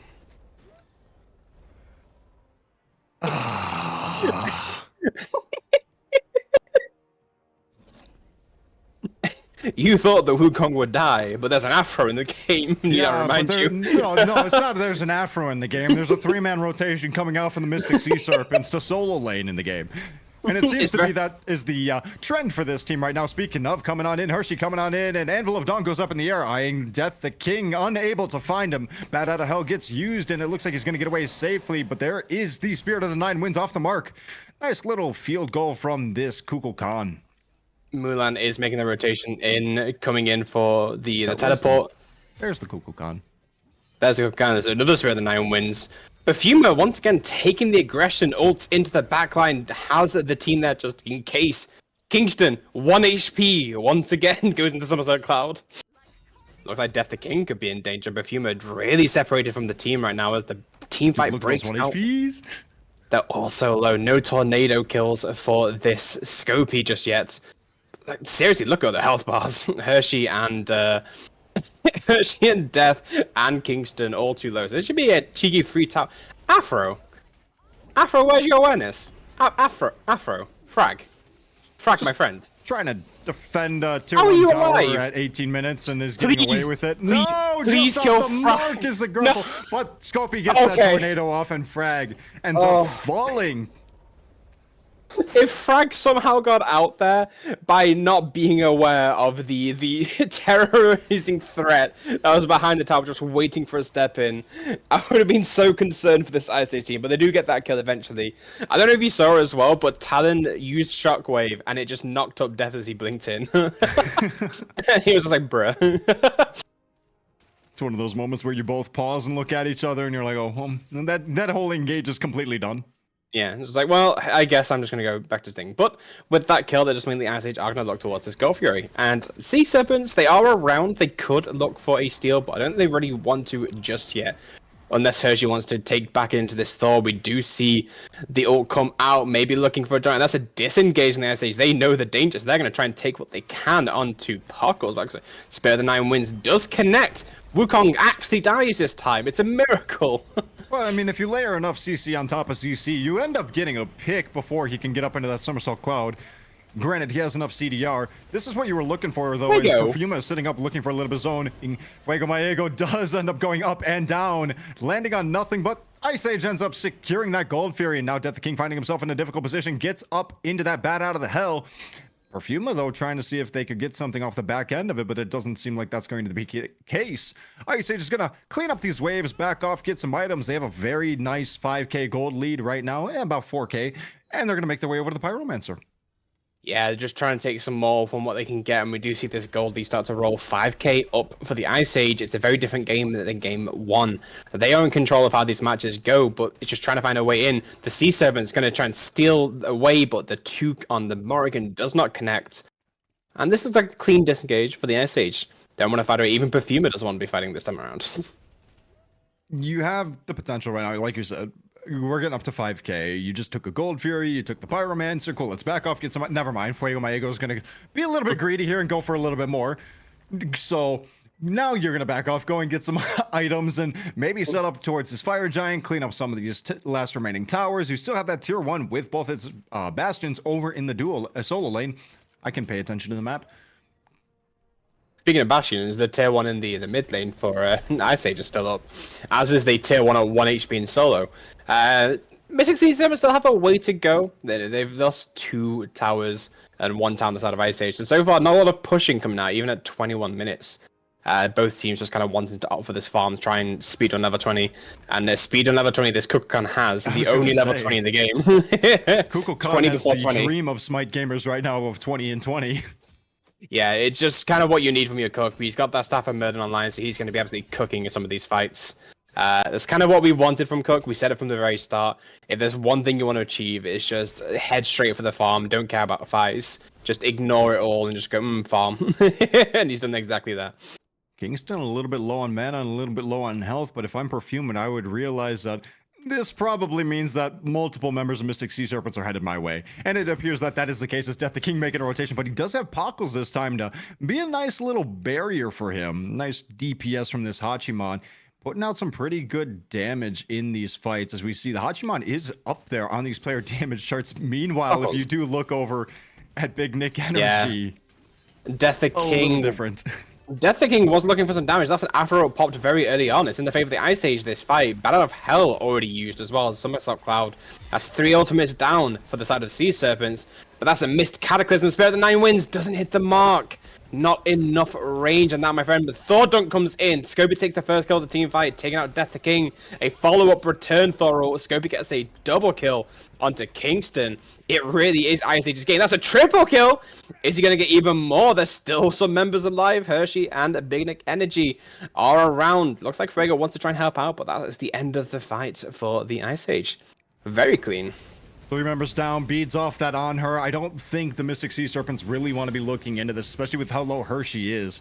It looks like Perfuma got a teleport off. Gonna look around to see if they can get a pick off right now, but this Morgan is making her way on in, seeing if they could get a nice cheeky steal off along with this on her. But it looks like Ice Age is gonna secure the Fire Giant, no problem. No Yamoja to steal this one away. And then now they're marching down 5 members strong. Seeing if they can find that one. She's gonna get out of there. No way right now. She should get caught out right here, right? Surely Surely gets caught out. Surely, Yeah, gets caught out, and Pacos ends up picking up that one. And now Ice Age is going to make their way on up here with 5 members. Ooh, that Spirit of the Nine Winds comes out, forces the bat out of hell. Fuego my ego, seeing if he can get a little wall off onto somebody, but the Mulan ends up going into 3 members into this tier 2 tower. All by herself is taking too much damage. Anvil of Dawn going up in the air. Ooh, Pridwin keeps him alive in the Geb shield. They'd have to go the return fight. Ice Age coming in. Pogwans gets the dunk kill. Frag's the first one to fall. A good chase up. But this is a huge team fight for the Ice Age. Is this game going to end here? They're still incredibly healthy. Cataclysm finds 2. That is another kill into Scopey. Trying to find more. They're so low to come in. Wukong doesn't have Somersault Cloud available to him. Kingston should be the next to fall. And with Kamazos in the backline, not much he can do. Pacos takes that kill. This should be an end call as they walk into this Titan room. Still towers available. But what can the Sea Serpents do here? Mystic Sea Serpent's a little bit difficult. Their transformation into the Kukulkan gets the Spirit of the Nine Winds off, but it is not enough. Queen Perfuma does find one, though. But there is my PvE kill of the set. Fuego Maego dies to the Chaos Titan. Game over. And Talon. And Talon, technically. Nah. What matters is I see that Chaos Titan has won. The Chaos MVP. Titan has beaten Smites. It was just unfortunate the Ice Age definitely overcommitted there. They could have, but didn't look at the death timers for the Sea Serpents. And just in time, the rest of the team comes in for Sea Serpents, takes out that fight, and defends the Titan from falling. Would have been an early end there. 24-minute end is definitely nothing to, complain about if you're the Ice Age. But losing most of your team there, losing Fuego and Talon there, means that you have to rethink what your attack strategy is going to be. I think it's going to be trying to take out some of these towers to make sure it's not as tanky to avoid PvE deaths. Yeah, it looked really good, but like you said, it's 24 minutes in the game. You have 2 tier 2 towers still remaining on the map, 2 Phoenixes then still remaining on the map. This Titan is not by any means squishy.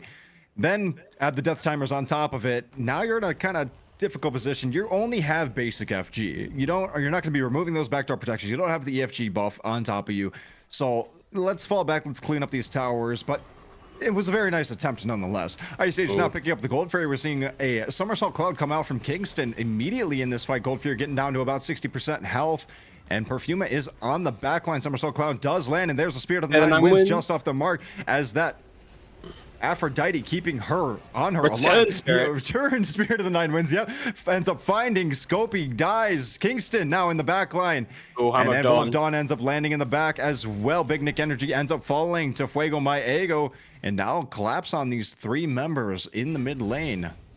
4v3, but it's a pincer maneuverment, and looks like Fuego is going to be caught out of position by the Sea Serpents. That's a kill for Death the King. They're going to stop the advance. Ice Age going to have to turn tail, go back and try and find some more. They could go retry for this Gold Fury. They do still have their ADC and Puckles with the Fire Giant. But the Sea Serpents, they know they can take these fights. Perfuma is going to try and zone as much as possible against an Afro and a Morrigan. Is there really much you can do? Birds comes out, could be a steal, but Ice Age do take it at 50-50, but now Afro is going to be the one to fall first. And now it could be all on favor for the Ice Age, but they're just going to take their win, go towards those Titans that are clashing in the mid lane, and try and close out this match. This Hachiman right now is on a 9-kill streak. Absolutely putting in work, able to follow up off the CC of Talon Reese, of Queen Perfuma. They're setting up for him very nicely, but not only that, but he's landing this stuff on his own. He's getting these auto attacks off and really just dashing in there and putting up a fight. him mixed with Scopy, you have this backline right now that has gotten to the scalability point in the late game. They are landing their abilities exactly where Ice Age wants to be. Yeah. And it's just like you said earlier, all it took was for Ice Age to get to that 12-minute mark to really get their builds online, and that's exactly how we see them play this match. They just tried to bait out as much as possible. Fuma suffered a little bit in the solo lane, but pulled through eventually and is now putting in a lot of work zoning and being this absolute menace. But here we see a Siege come out. Look at this damage coming out. Hershey trying to find more Cataclysm. Good self-peel. Uses Spirit of the Nine Winds, trying to find a way in, but all the ultimates are being casted right now. Sea Serpents still have options available to them. Reverse Hammer of Dawn, looking for the way in. That's a 3-man dunk for Hershey, trying to find some damage. That's a go button for the Sea Serpents. Buckles using the mounted archery to get away, but Scopy ends up finding Hershey, stuck around a little bit too long. Now the members of the Mystic Sea Serpents are trying to run away. Ice Age does have a bomb in pocket. They're still 5 members strong. Make that 4 members in just a moment as Kingston ends up falling. I'm sorry, Fuego Maego ends up falling to Kingston. Now Fraggle Clock is sitting in the midst of 4 members, trying to defend this tier 2 this middle Phoenix, but it still falls as well. Scopy picks up the kill on the Fraggle Clock, and now the members of Ice Age are marching into the Titan room for the second time, with this Titan at about half health finally. Queen Perfuma ends up finding Picnic Energy, and now the 2 remaining members are doing the best they can to defend, but that Titan is getting extremely low. Spirit of the Nine Winds comes through, getting that Titan down to 1 HP. Queen Perfuma finds 1 more kill before the end of the game, and Ice Age take game number 2, sending us to 3. Scopy playing dodgeball there to help end the game. Bobs and weaves through the opposing team, trying to stop that siege. Finds their way into the backline, gets the damage off they need to try and secure that time kill. That's exactly what Ice Age needed. 1 good team fight, 1 good aggressive push, and that brings the game to a 1-1. Ice Age really made the adaptations that they needed from game number 1. Not only in their team comp, but in the way that they played their team comp. I feel it was critical what they did. You know, you go for this more backline oriented with this Hachiman, Kukulkan, Geb trio, and then your dive being a Mulan Thor. So let's just hold that thought and take a look at the damage charts and tell me if you think there's something wrong on the side of Ice Age. Look, I did see it when I looked over at, I saw Big Nick Energy's damage a little bit earlier when I was comparatively looking at Pockles. And I was like, oh, but then I noticed right above him was Fuego Maego on these damage charts, and above them at that time was the Aphrodite, and I was like, what am I missing here? Fuego, at the end of the game, Fuego has less damage than Geb. Cataclysms, man. It's percentage health damage, yeah. So, I mean, when you're going with this more lack defensive of power build, you have a Stone of Binding, you have the percentage penetration from the Titan's Bane, you have the Jotun's Wrath. Right there in your first 3 items, you don't have any power. What Fuego Maego was very much doing, though, was landing these dunks, getting 3-man, 4-man ultimates, and I think that was where it was necessary, because Pockles then and Scopy coming in with their follow-up on top of it. I guess you don't really need to deal damage when you're enough set up for your team, when you have 2 scaling carries who deal all the damage for you. Yeah, and that's what it comes down to. You know, Perfuma has a lot of damage on their own as this solo, but when you're frontlining like that, it's kind of what you can do. Fuego is the catalyst to a lot of those fights, just setting up damage for this Kukulkan. And we said at the start of the match, you know, you hit the wall, and that's going to be confirmed Zephyr into tornado damage. You know, that's exactly what Scopy was relying on, trying to get the damage, but Pockles, again, 919, definitely a good stat line, just throwing out ults as much as possible. So every single member on the Ice Age team played the way they needed to do, regardless of the damage charts. They just took some better team fights than the Sea Serpents in game 2, but that leaves it all to go for in game 3. They took better team fights, Ice Age evening out the set, and we're going to find out if Mystic Sea Serpents can make their own adjustments now, or if Ice Age is going to run away with this one. We'll get to pick some bans for game number 3 shortly after a quick intermission. And here we are in game number 3 of Mystic Sea Serpents versus the Ice Age. Mystic Sea Serpents took game number 1 pretty commandingly, but Ice Age kind of fought right back, commandingly taking game number 2. Now we're moving into game number 3. We're going to see what kind of adaptations these two make, if Ice Age feels like they were on the right path of things, or if they feel like they want to shift things up a little bit here, and who's going to end up taking this set. It's very important to know that one of the reasons the Ice Age had a lot of success this time around is they very heavily adapted to the playstyle that MSS had. Even though, like, in the early stages of Game 2, MSS had the advantage because they were playing more aggressive through the side lane. I mean, we saw how much Perfumer was struggling to deal with Kingston, how much help Kingston had with these 3-man rotations all the time, staying alive at 1 HP. It just took a little bit of time for Ice Age to get the ball rolling, get what they needed online, get some itemization, figure out their identity as a team comp during the draft. And they just started winning more and more fights there from there. And they very rarely lost like the major team fights. They took like 1 or 2 like deaths from someone that was overextending or just sacrifice themselves so the rest of the team can prosper. But the Ice Age just had that bull by the horns. So now we're coming to the game 3. Both teams are kind of more accustomed to each other, to how each other plays now, in terms of their big comfort picks. So it's all to play for in terms of the picks of bans. So we are seeing... We talked about it actually in game 2, the Anher ban. There's no unspoken agreement this time, but they have actually said, look, no one can play Anher. Let's just take it off the board. I think that's very interesting. Maybe they're thinking that Pockles just had a bad showing in game number 1 and they don't want to give it his way. But so far, this Anher, I wasn't too excited with it either of the games. Ganesha gets banned out for the Ice Age in that 3rd pick slot. Mystic Sea Serpents, though, locking the Kukulkan for themselves in this one. And we do see a Thoth hover over for Ice Age. Never mind, I'm going to hold off on saying as they switch it up to Agni, Baba Yaga, go to Vulcan, why not? Just click it through every mage. There's a few of them. But I think Mystic Sea Serpents need to look at how Ice Age played in game number 2. What worked for Mystic Sea Serpents was they had an early game lead. It got up to about 1.5. Maybe just double down on that and look for kind of a more early game style team comp and see if you can snowball the game from there. That might work in their favor, or do you just try to match this mid to late game pressure that the Mystic Sea Serpents has? Obviously, with the Kukulkan getting first picked over for them, I can see them going for this mid to late game style. Yeah, and I mean, one key thing for the game 2 scenario is that they opted for a different approach for Hershey on the side of MSS. They went for the Morrigan pick to try and double down on Thor Dunks or another Kukulkan, but you didn't have a classic setup and secure mage. And that was one of the things that worked really well for them in game 1, because they had someone that was just able to do a whole bunch of damage on this Yuang just from a safe distance. Game 2, you lose some of that during the team fight, so you lose a lot of the mage pressure, and it caused them a little issue. So this time, they've gone back to their roots and gone for a Kukulkan, take it away from Scopy as well, who performed very well on it game 2, give it to Hershey, who's going to be having a field day on it as well. But in return, they are going to give up the Mulan for the solo lane, but also taking the Awilix. The Mulan, I think, struggled a little bit in the early game, but started to come into light and into the mid game. You know, kind of similar thing that Ice Age's draft as a whole was doing. That was more of a pick that I was looking for above this Wheelix, to be honest. But the Mulan saw some ganks, started to see some pressure, was doing very well going into the mid to late game, was getting good grabs off. So I'm excited to see if Queen Perfuma can kind of just make some adjustments for the early game, not get picked off, but into this Hercules is going to be very difficult because Hercules, what he likes to do is just, I'm just going to knock you up. I'm going to push you into my tower. You're just going to take a chunk of your health bar, if not all of it, and end up dying.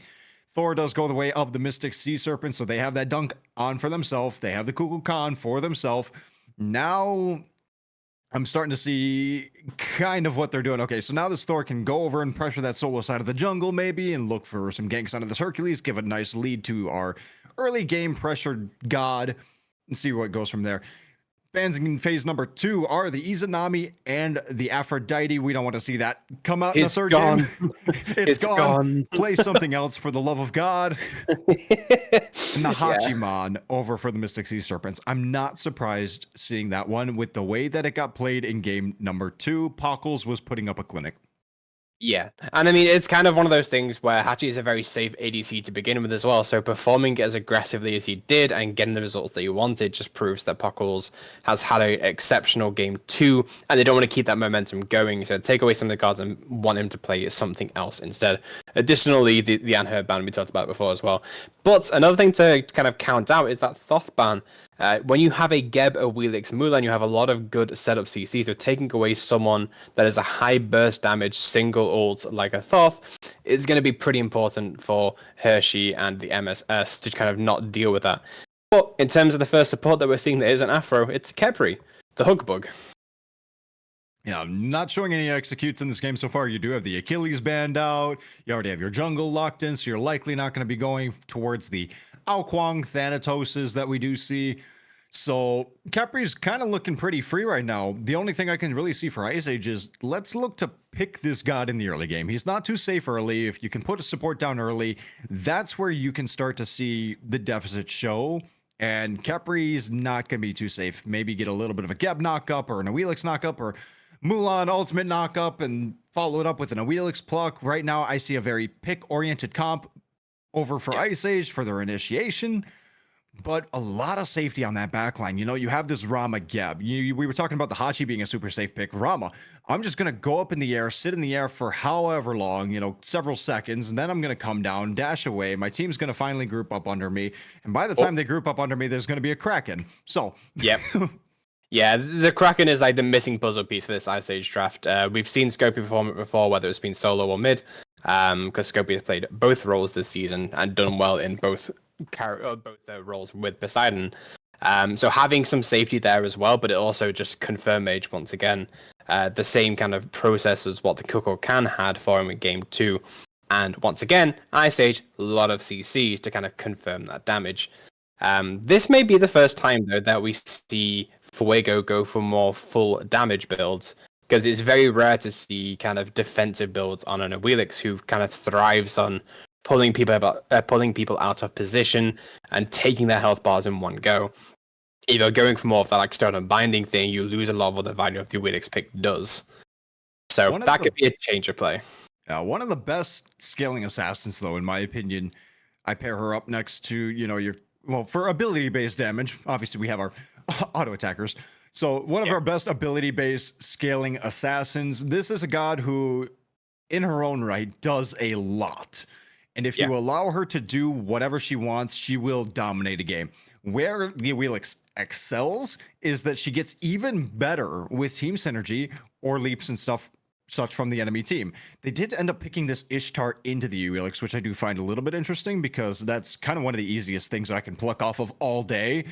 And what I do want to see, though, with this Ice Age comp is objectives. Objectives. I see a Rama, lots of shred, a lot of potential to burn on objectives. I see a Poseidon, a lot of shred, a lot of ability to burn an objective, not to mention secure an objective. I see an Awelix.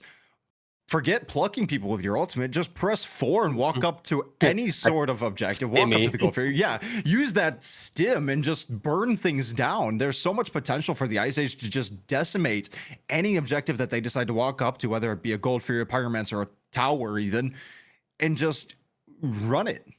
Yeah. Also, 4 knockups. You never go wrong with 4 knockups. You know, the most OP CC in the game outside of death, just 4 knockups. Okay, well, one of them's a Kraken, though. If the Awelix has to pluck somebody off of a Kraken, I'm going to be a little skeptical on who we're Krakening, unless it's the Khepri. I was going to say, the Khepri is going to be a prime target for that stage draft. You mentioned it a little bit before. The best way to shut down a Khepri is to make sure they just don't have anything online. Take them out at the start of the fight. It's the same approach as they're dealing with a Ganesha. These characters that can be nuisance if left alone, the only way to shut them down is to take them out quickly. But Khepri's only survivability lies in his res. So if you're forcing Khepri to res himself every single team fight, that's a huge win for the Ice Age. So if you're cracking the Khepri in cooldown, I wouldn't even be mad. Yeah, I honestly want to see Scopy just walk up, Whirlpool, Kraken, knock up, and then we're just going to Awelix pluck him to our backline, keep him CC'd to death, because then you have Talon Reese sitting on your backline who's going to knock him up as soon as he lands, prevent him from even getting that res off, and just take him off the map completely. Don't allow this Khepri to play the game, and I think Ice Age is going to be right on track for how they were in game number 2. So we will see how that goes. We're going to move on into game number 3 and see exactly what Ice Age decides to do right now. As we start to see these builds kind of formulate, we're seeing a lot of the same things in terms of builds. if we could swap the Thor and the Kukulkan, because I'm sure there's not a Kukulkan jungle on the side of Sea Serpents. Why There we go. not? It'll be a little bit difficult. But we are kind of going to see either the Stone of Gaia on the side of the Hercules, which is going to be great into these 4 knockups. Or we go into kind of a more defensive build in terms of Thebes. I've seen that being done before, but no Golden Blade, but it's going to augment it using the Gooseberries. So he has that little bit of clear, because the one thing that Hercules struggles with is having that clear online. So he's going to have that with the axe and the gooseberries. I'm going to be entirely honest. If I'm Kepri in this situation, I'm building the Stone of Gaia first. I'm not going Thebes, because I am, as a Kepri, the prime target for this Ice Age draft. I have found the issue. Take a look at Poseidon. He's got no pots. He has no survivability going into this lane. If he loses any HP, that's it. Everything is permanent for him. I don't know if he's noticed yet. It's tech. Also, Mulan is not cooking. No recipe on the Mulan. Yeah, you know what? Thought what happened in game number 2, they did very nicely. See if they need those pots. He's going to need Perfuma to take up most of this damage right now. Oh no, he's going to be going into lane half health. Yep. That's it's going to be a little difficult right now in this Poseidon. And he was staying a little bit back, so the jungle could get level 2. It's always smart to see that going on. It's slowly regenerating just from the natural HP 5, but it's still going to be a prime target for Death the King to kind of look at during this mid 2v2 as they come out. The hammer is down already, so no early aggression, but I think this is going to be a case of farm over. So far, Sea Serpents taking the advantage with the health bars just from the farm game, so they could get their choice of whichever side they want to go to. Because we could see Death opt to go help solo lane a little bit more, or they could go for that kind of early gank onto duo lane, try and get that shield buff and start that ball rolling. I think where Scopey's a little bit fortunate is the fact that Death the King is not playing a blink assassin. Yeah. You know, Thor's generally opt towards the beads in the first slot. You have that hammer, you're going to be landing in with people. You want the beads to allow yourself to peel. You don't need to blink in. And a little bit of a lucky break right there, I would say. Yeah, it gives you a little bit of a chance in the early game, but I think just even if like that double tap hammer lands you in danger, but we see the gank coming out, Fuego hunting using Suku, Blink comes out, a good dodge, 3-man rotation again. Scopey here getting caught out now, though. Yep. Rotated in extremely low and is the first one to fall. Death the King picks up first blood for the Mystic Sea Serpents. Queen Perfuma thinking they were going to get a little bit off the back end of that. And Fuego Maego sticking around low on mana. This is the problem with the Awilix pick, right? Is the early game mana control, mana sustain. You shouldn't be looking for too many fights unless you can secure a guaranteed quick kill. She does steal away the silver buff, though. So nothing avenged, nothing gained in terms of sending out the abilities. But yeah, just an early rotation from the Ice Age caused a counter gank and gave the Sea Serpents that first blood, which is a good way to start the ball rolling for this team, especially those that want to kind of scale a little bit later on in the game. You know, we talked about Cook previously in game 2. You just want to farm out. So getting your mid lane and more farm is definitely going to be more useful. So he got allowed to free farm while everyone else rotated. Gonna rotate around a little bit low on mana's Big Nick energy over in this dual lane, and right now pressure's pretty neutral over here. Levels across the map aren't seeing too much of a difference. A little bit in favor of the dual lane of the Mystic Sea Serpents just because of what? Take away a shield buff? Yeah, it looks like they have the shield buff priority, so they have just barely more XP than Ice Age. But the jungles too, I'm noticing a little bit in favor of Death the King on this Thor. I mean, yeah, he does get a free 500 gold from taking that first blood, so he's got a bit of an advantage, but he's not backed just yet, so we just have a tier 2 mace online. Death does not have that, so tier 2 item versus tier 1 could prove to be vital in some of those early game team fights before everyone starts backing, but with this, Death does have Anvil of Dawn online. He can use that whenever he wants. But does he have the mana for it? Probably not. Mana, health, yeah, you go and land on the members of Ice Age, and you're going to find yourself in a difficult position. Especially if you don't get on top of this Geb when you do make a rotation over to the dual lane, or if you do find yourself on top of a member with beads, you're going to eat a Kraken if you're not too careful. Yeah, I'd probably just back off, get a completed item, then maybe look for a little bit of something over here. Yeah, but this Thor does have bombers. I just wanted to point it out there because we had that conversation, previous game, trying to find that way in. He's going to go into that bombers hammer late game, and he's going to be dunking on people, which is really good for what that team kind of wants. Because you don't have someone that's as much as a nuisance as a Wukong this time around, but you do have a Hercules who's going to be your kind of main frontliner. Oh no.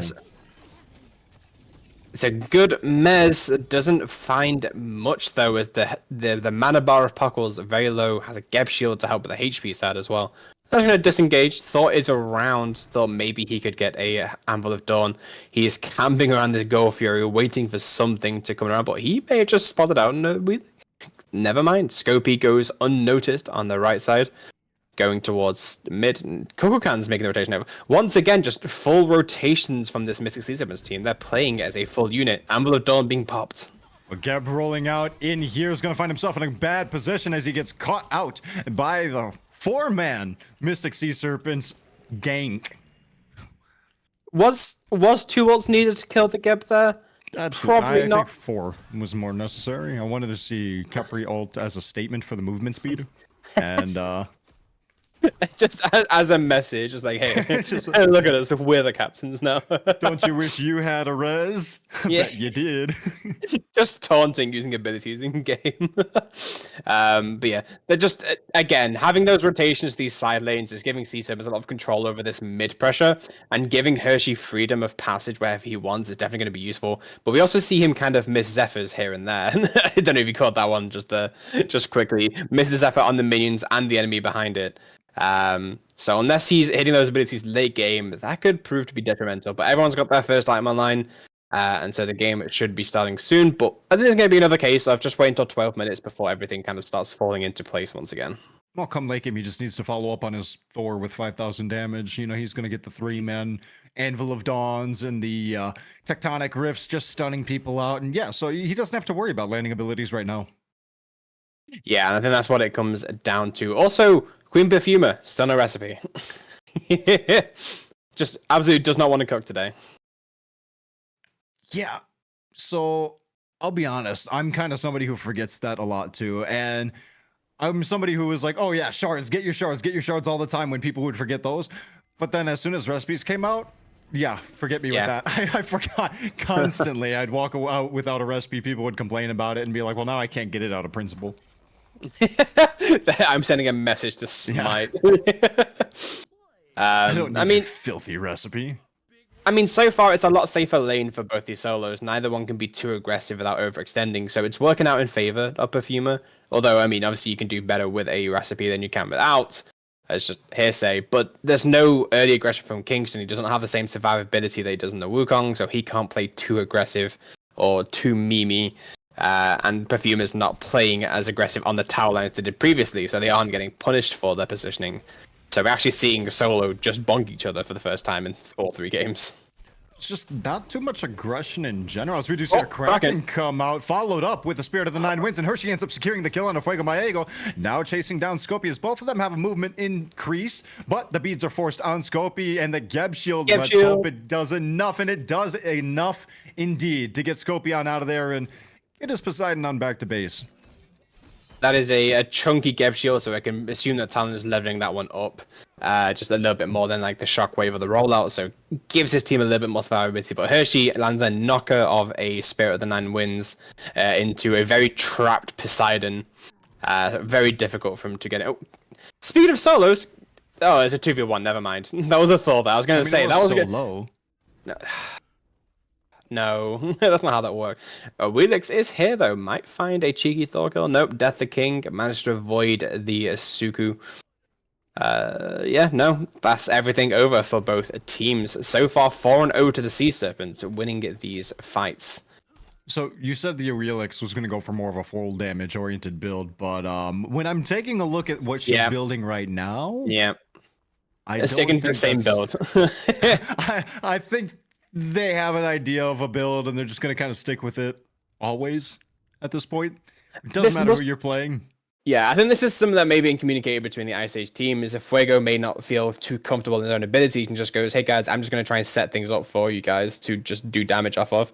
And if it works for Ice Age team, it works for them. I mean, look at what they did the previous game. It doesn't matter how much damage Fuego did with the build he had. He was setting up damage for Pokos and Scopy. Even on the Willix, you can do the same thing. You yoink someone into a Spirit of the Nine Winds, into Ishtar, or that person's likely just going to die. The problem I see though right now is that you're 2.5 levels down on this store, and that's just in your lane opponent in general.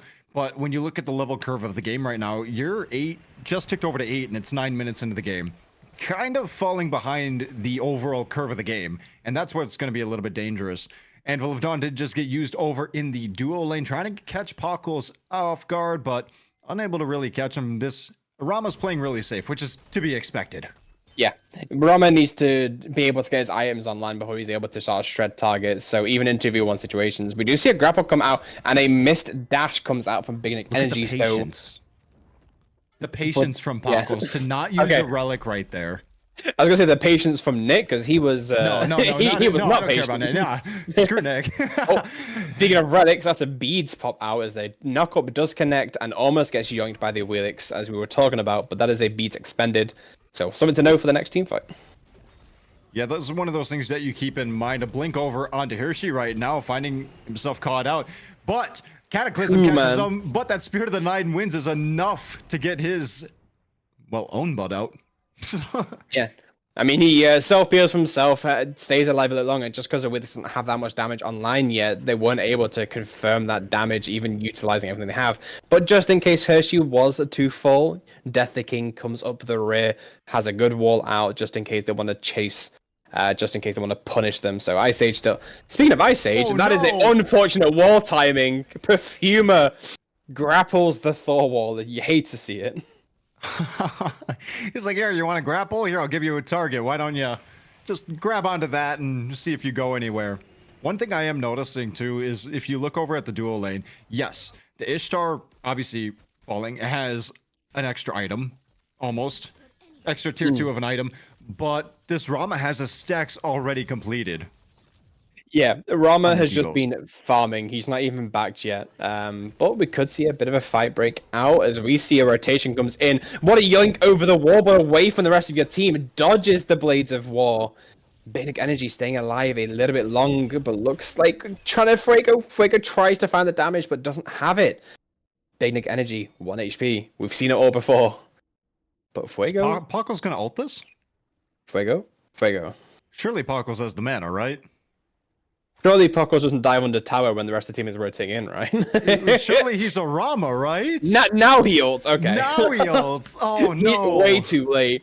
I think he just had to get that mana back because it looked like he was a little bit low. So I think he had to just try and get that.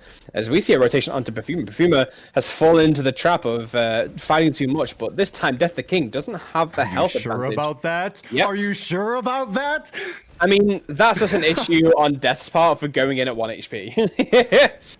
So now it's on Kingston to do all the dirty work in this 2v1 as Scopy comes in, but the Kraken comes out, and I think that's a death of a Hercules. The tasks were failed this time around.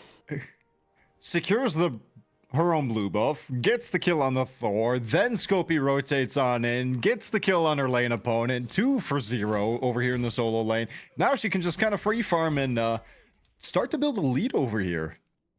Yeah, I mean, that's purely on the side of Sea Serpents not paying attention to their own health bars. I think Kingston trying to cover for Death the King's impatience there really got himself caught out. But that is exactly what the Ice Age needed to get back into this game. Gave Scopy a level lead onto Hershey, who has been farming on this Coco Can. But so far, Talon 2 levels down in support and a Wheelix 3 levels down in the jungle. It's taking small wins where you can. So playing through your side lanes and your mid, definitely going to help. But those 2 roaming roles being behind as much as they are, a little bit rough. You know, Paco's got that back off and completed an item and a half. Kingston over here with a, again, 2v1. not a solo kill, over in the solo lane. we see the name pop up. We don't see it happen. We see the name pop up. Like, is it a solo kill this time? No, but it's just the jungles being nuisances again. The jungles don't want to leave the solo alone. Well, Speaking of not leaving alone, Ice Age is going to decide that that's going to be the go button for them to move on into the Gold Fury. Kraken is used and it does secure, but a 3-man Spirit of the Nine Winds does come out, and so 2-man does Blade of that Vengeance. Ishtar. Yeah, dropping that ultimate chase down from the Mystic Sea Serpent, seeing if they can get something off the back end of this. They have 5 members here. They're looking at this tier 1 tower right now, very healthy, and they're probably going to go right on in. No Anvil of Dawn in pocket though. The go button comes in. Kingston going to lead the charge, but the rest of the team abandons him at the moment of need. And this means Perfume is going to teleport in. This kind of solidifies that team fight. There's still 5 members here on Sea Serpents, and they don't have that many resources available to them. Excavate used early, trying to find a target. He stands there and watches his ball go, but nothing to confirm there. Ice Age playing defense as Hershey comes into the mix. Anvil of Dawn going up in the air right now and lands down, finding Pockles, ends up falling. Meanwhile, this Hercules is happy sitting with that Capri res, but not lasting long enough as Scopy ends up finding him, and now Death the King in a difficult position, hammering into that tier 1 tower, getting himself away. Hershey ends up finding Talon Reese. Couple healthy members right here. I don't know if any else is going to go on, but Scopy is still lurking in the area. Could get some damage off right here, possibly on this Kepri, who's finding himself out of position. Oh, gets Kraken. Keprin. But the Spirit of the Nine Winds, you know, every time I see a Kraken come out, there's a Spirit of the Nine Winds immediately after it. Every time. Every time. Perfumer is staying a little behind, a little bit too late though, and this means that this could be a death of a soul laner. But these orders are connecting, trying to find a way. There we go. Hershey gets that kill. That's just overextended from both teams there. Both teams staying a little bit too long than they needed to. Scopy comes in, backing him with the Kraken just to secure that kill onto the Kepri. Because I thought Scopy was going to die there as well. Just immediately just gets straight up nuked by someone. But he gets away scot-free with the help of Perfumer. But Perfumer sacrificed themselves. Something I want to look at over at this player damage chart is the Mulan is leagues above everybody else. Yep. Yeah. 18k.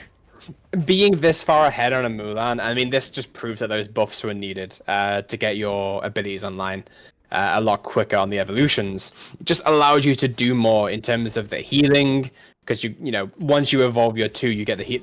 I mean, that was an hour of all time. The no damage contribution there. I don't have to know that we were all watching that. Everybody watched that. The world now knows. That was perfect split screen timing. That was the frame perfect miss any Man, percent. we're trying to talk good about you. You can't do that. Yeah, we're in the middle of complimenting, and then just immediately like, this means nothing to me. As we see a missed wall come out as they try and gank on Perfumer once again. Perfumer having to 1v2, but the rest of the Sea Serpents are here as well. You say 1v2, but it's a 1v4. Yeah, it's a 1v the entire team. It's like the equivalent of Uno, pick up the whole deck, gamer. And he still gets away. Solo laners, man. Nerf solo laners. Didn't even need to oh no, did expend the ultimate. My bad. I'm great at this game. How do you get away with that though? You know, is it just the spacing of the Mystic Sea Serpents? Everybody kind of coming in from the exact same spot, chasing you in the exact same pathing? Scopy doing a bit of damage to Kingston. I think the fight still wants to happen. The Sea Serpents, they want to keep fighting. They want to do something here, but what can they do against this Ice Age team? You don't have Nick over here. ADCs are rotating in, getting ready for this next beacon spawn. There's the beacon spawn, and the Thor going up into the Anvil of Dawn, trying to peel for himself. The Kepri ultimate does come out. That Scarab's Blessing sitting around him. Buddies gets away. Rama ult goes up into the air. Just get a little bit of damage off, thinking that Thor would be within range, but unfortunately, the Thor's range is a little bit further than the Rama's. Yeah, everyone's so split in these team fights right now. No one knows who to target prioritize on either team. Hercules trying to 1v3 on the left side as Bane Genji comes in. I think they're going to have to kind of disengage from trying to take out Herc, but Herc is not done just yet, trying to find more as they look for this beacon. Kraken is out, but doesn't find a mark, so Scopy needs to retreat as the Hercules has changed his target and goes, I want some seafood for dinner. Spirit of the Nine Winds comes out, doesn't find the mark once again. Just a lot of missed and wasted abilities right now in this team fight. Shockwave connects onto 3 though, and gives the Ice Age a way out, and they're going to sacrifice this beacon as Talon gracefully steps away as the Hercules is just beating him. Yeah, I think you kind of hit the nail on the head right there. It felt like both teams being rather impatient and nobody really landing abilities.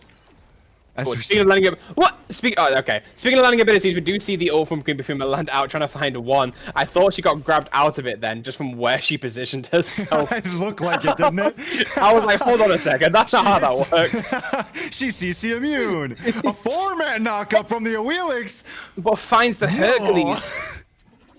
Unfortunate timing to get the Soul Inner, who's still like the healthiest one out of all of them. But the Ice Age, I think they finally realized they had to just get back away. They don't have a lot of health bars. They don't have a lot of mana bars. But they're going to still try and pull this goal through by the looks of it. Sea Serpents are not done just yet, though. Is that an achievement for an Awilix? Knock up 4 members with a single summon? Because... what a lineup. Kraken comes out on top of their own team. Ice Age ends up picking up Kingston. Pockles gets that kill. Anvil of Dawn going up in the air. Seeing who he could land on, but is going to land on the back line and picks up Scopey. Now eyeing Talon Reese. Ends up using that shell shield for himself. There was a good ultimate from Ishtar allows the team to kind of get back out, but once again, Ice Age want to keep this fight going. Rama's going on the Astral Barrage looking for a target. The Caprio is keeping themselves alive. Perfumer has the patience of a god to wait out the timer. Doesn't kill Hershey until that buff is gone, and takes out a mid laner for mid laner in the cross at this fight. And now Ice Age going to pick up the goal for you once again, but Death the King is going to look to try and take it away. As the rest of the team funnels in, no Anvil of Dawn available to them, and Ice Age gonna give up on that one. Teleport from Queen Perfuma now here to help a little bit on the defense, thinking that Mystic Sea Serpents might just take this one right out from under their nose off the reset, but doesn't appear to be the case, as Mystic Sea Serpents, I think, just kind of want to get themselves a little bit closer back into this game, get a little bit more farm online, now that we're getting up to the 20-minute mark, seeing who can kind of hit level 20 first, maybe close this gold gap. It's only 3k right now at this point. Very even. I think both teams are playing extremely conservative comparatively to games 1 and game 2, where they feel like, okay, you know, everything kind of relies on this game right now for this set. Yeah, and I think that's what both teams realize. It's just knowing that it's actually all to play for now, especially with the god compositions that we have going out. I mean, we look at how things are even. We talk about Queen Perfuma on this 26k player damage vibe. Meanwhile, everyone else is, 10k or under. It's just kind of sitting there, just like, well, the fights are happening, but what's being getting out of the fights? And that's really what it comes down to, because there's not a lot of objective calls. There's not a lot of team fights that result in objectives this game compared to the previous 2 matches. They want to go for them, but they just don't have the resources to do so. A lot of ultimates are ready outside of that Scarab's Blessing over for the Capri, and here come the relics dashing from the Ishtar, seeing if they could catch a member out, and it looks like they do catch Fuego Maego. Hershey ends up picking up that kill, just getting whittled down. A little bit of a bad position. That Scarab's Blessing comes out on top of the Hercules, and Spirit of the Nine Winds does rip through, but the Kraken ends up fighting Hershey. Anvil of Dawn lands on the back line. I'm sorry, that's the front line of the Ice Age all the way back here. Scopey picks up a double kill over here, and now Queen Perfuma in a difficult position ends up finding one. Scopey finds Big Nick Energy. A triple kill for this Poseidon. And now the 2 members. Okay. What positioning from Perfuma there to just hide behind the totem to body block the autos, by the way. That's how they're still alive in this fight. And they teleport back in, but Death King does find a kill into Talon. Scopey gets a delayed Quadra. Could be a delayed Penta if they get the kill, but Perfuma is going to take that one. That's a day aside for Ice Age. Yeah, that is definitely a lot going on in that fight, a lot spread out. It felt like the fight was in 3 different locations at once. Ice Age came out on top of it. Very good. What, you only lost 2 members during that fight? Not bad, but now you pick up the Pyromancer. Now you're going to start building this gold league, getting up to 5k, and definitely aren't looking towards that fire. Good, okay, good. I was like, all right, go over, clean up. I was gonna say with Scopey leaving that, I was like, is that really what you're gonna do right now? Because if Scopey was there, they did have an option to pull the fire giant. It's not enhanced, it's only 22 minutes.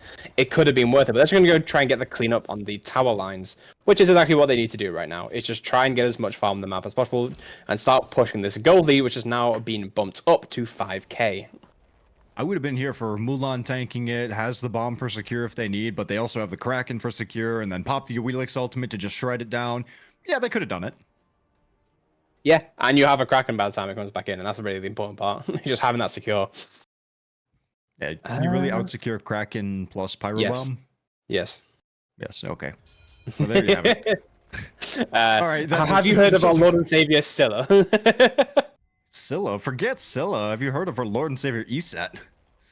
He I'm said, okay, Spare the Nine Winds comes out, finds a target onto the shielded Geb, but Ice Age still going to take that Primal Fury pretty freely. So now Cook's the one going to be in danger for this fight. Aegis does come out for the Kukulkan, but it's not who you should be Aegising. Kraken ripping through from Scopey ends up finding Hershey. And now the Anvil of Dawn lands down on top of Puckles yet again. Puckles is the target for Death the King. Goes up into the air onto that Astral Barrage, lands on down, and the Excavate comes through. Puckles getting himself extremely low, but still staying alive. And it looks like Death the King's the one gonna fall. Scopey picks up a double kill in this fight. Now chasing down the members of the Mystic Sea Serpents, and we see him coming around here.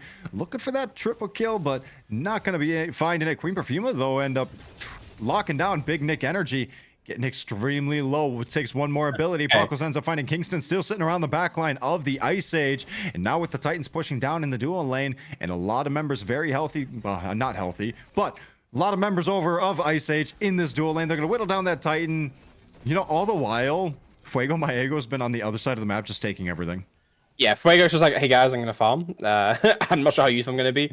I don't know if you saw that though, but Talon was putting in God's work keeping Puckles alive the entire time at 1 HP. There was a Hercules just dog rushing both of them, and both of them were just surviving, like, please help. Eventually, Scopey heard the call and went back to help on their fallen backline, and that kind of stops that team fight. But that's the tier 1 tower going down left as the Titan also falls on the Chaos side, on the Order side even.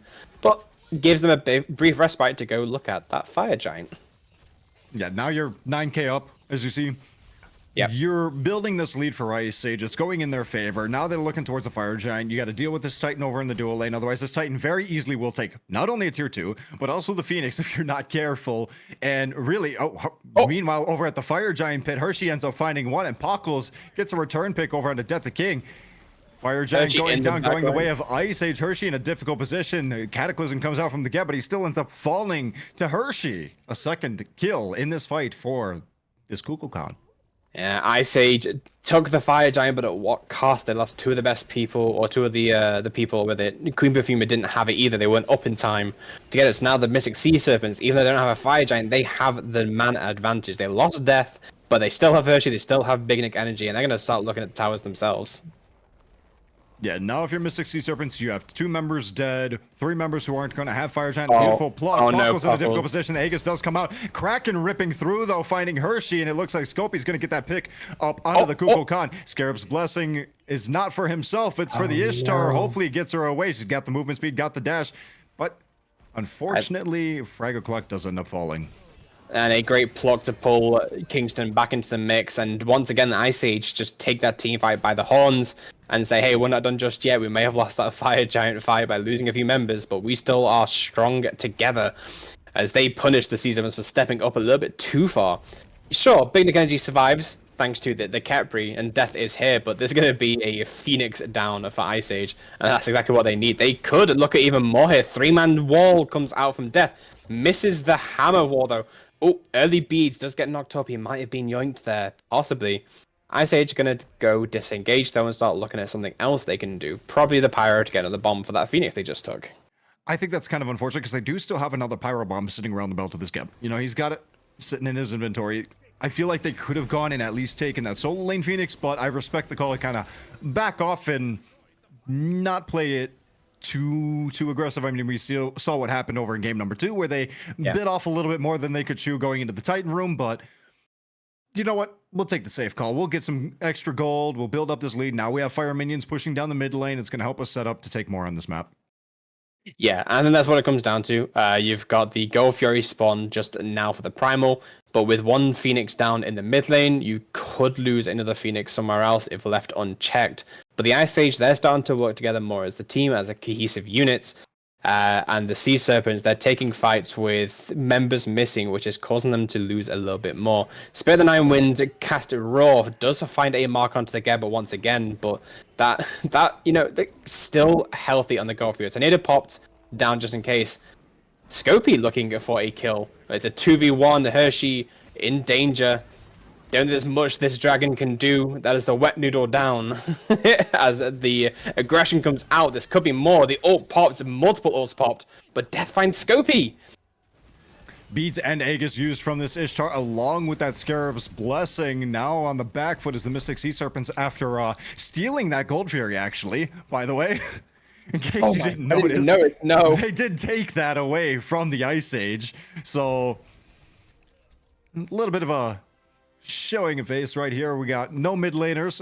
Scopey got shut down. That was a huge shutdown. This Poseidon's been putting in work. I don't know if I'm Ice Age, if I want to be showing face here and trying to take this fight without my Poseidon. Yeah, Poggles does have Fire Giant for another minute or so they want to try and get this tower down. But like you said, with the showing that Caesar has just had in that team fight, Death taking a very important kill, they just don't want to risk it because they know that one wrong move here could mean the death of a team.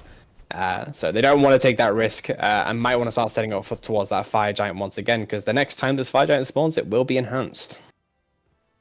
Definitely better to make your way on over there, get that vision set up, and look to pick this Ishtar, who doesn't have any relics available to her. You just saw her use both of those relics in that team fight. If I'm the Awelix, if I'm Fuego Maego, and if I'm Queen Perfuma, I'm hunting. I'm getting some extremely deep vision, and I'm hunting for this Ishtar, getting her out of the fight, not letting her do anything, and then we transition over to Kukulkan. Yeah, the Cook is definitely a big proponent in some of these team fights, hitting good ultimates and good tornadoes. But one thing I want to point out as well is that Fragger Clock does have that Spectral online. No one on Ice Age has an anti-crit item. So this is allowing Big Nick Energy to kind of do more than Poggles on the ADC role. And forcing Poggles to go in for the air early, it gives C7 a big advantage on the ADC side of things. It's just Scopey's been allowed to roam free for most of these fights. The second that C7 shut down Scopey, that's a really big go button for the Sea Serpents. Yeah, it feels like it's almost their way back into this, but we do some aggressive posturing from Ice Age right here. Death the King sitting kind of pressed up, trying to push off these fire minions in the mid lane, see if they can get a little bit of the pressure. Their Phoenix is going to be spawning, but that enhanced Fire Giant now, that we're at 30 minutes, has spawned. It's been pulled as well. The Ice Age are looking to take it on. Queen Perfuma doing their job. Yeah, that is a fast burn. You do have Cook looking for it as we see a pause come out. Gonna move on quickly through that. Very unfortunate. There it is right now, and it looks like Ice Age does secure that Fire Giant. Spirit of the Nine Winds does come through as well at the end. Doesn't really find anything, but Ice Age gonna walk away with that one. They gotta find another pause as Kingston DCs this time around. I mean, it's a good showing, but also take a quick look at the damage charts. Scopey has now shot up to the same player damage as the Queen Perfuma on this Mulan. Mulan was by far the queen of the damage charts and has now been caught up to Cook, also making their way up there with 32.8k. Very big top 3 damages. It's a shame that Kingston does not have the same damage numbers as he has done previously. He's a little bit far down as we're back into the game. Yeah, it's definitely what I want to say is this. Hershey on this Kukulkan is putting up some serious work. If I'm Mystic Sea Serpents, this is my president. I must protect him. If I'm Frag O'Clock, I'm putting everything into keeping Kukulkan alive. Because right now, he is really the one putting up the numbers. Got the AoE damage. He's going to be the best for this defense. That Spirit of the Nine Winds is absolutely putting in work. I've seen it connect onto multiple members multiple times. Yeah. So how these Phoenix defenses play out now that Enhanced Fire Giant is around the belt of 5 members of Ice Age, it's going to be difficult, but I think if you keep Hershey alive, if you allow him to get these waves cleared up and hopefully allow Ice Age to just kind of tank as much as they can from your bird while sieging, maybe stand a chance. Realistically, though, what these sieges come down to is who loses their mid first. Because Scopey is also instrumental to the Ice Age team in terms of these Krakens and just separating the fights or just diverting Kingston away from the rest of his team by zooming around. Both teams have to realize that their mid is what's causing these fights to go the way they do, and supposed to have their work cut out for them. As we see, Perfuma in the backline could look for a bit of poke, but uses the ult to get away from the pluck from Hercules, because that would have been death of a solo there. Nothing more fun than seeing a rooted Geb roll out. He's just spinning in a circle. Ice Age gonna back on off and pick up this Get an Oni. Oni Fury. Yeah, get those Oni waves pushing on down. Gonna help you with the siege just a little bit more. It feels like sieging into this Mystic Sea Serpents team comp is proving difficult. You know, even when they were just going for even a tier 2 tower over in the duo lane. Getting in there and really just kind of break this apart. I do think, as you just said, it is off the back end of these two mid laners right now. A lot of burst damage coming out and a lot of just control damage coming out from them, whether it be Hershey or Scopy. Yeah, and I think that's what it's going to be important to note for in terms of these combinations of the fights, because if Death and Hershey are able to work together and find one pick onto Pockles as well, especially during the siege, Pockles is going to be a big target to take out, but on the other side, Big Nick Energy doesn't require much safety as a defensive character on the ADC side, but the aggressive ADC taken down is definitely worth it as well. So there's 2 targets for Ice Age realistically, and the Sea Serpents only really have the 1. So Sea Serpents do have the overall advantage as they are under siege by the Ice Age. But you are going to see a cheeky Death the King come in through the backline, forcing to Hammer of Dawn very early, but not fast enough. Fuego getting that kill on the board. That is the go button for Ice Age. Ice Age ends up taking down that dual lane Phoenix without the help of those Oni waves. Takes down the middle one as well. Yeah, you get that pick off. Death the King was way too far forward for his own good right there. Yep. Just get himself caught out. Multiple blinks used, beads and Aegis used, and a massive double Kraken onto the front line of the Mystic Sea Serpents. Kingston ends up falling to Scopy. Scarab's Blessing is used on themselves, but Fraggle Clock ends up falling nonetheless. Scopy picks up a double kill, and now Ice Age is pushing into the Titan room very aggressively, getting that Titan down to half health, a quarter health, and no health. Ice Age ends up taking the set 2-1 against the Mystic Sea Serpents.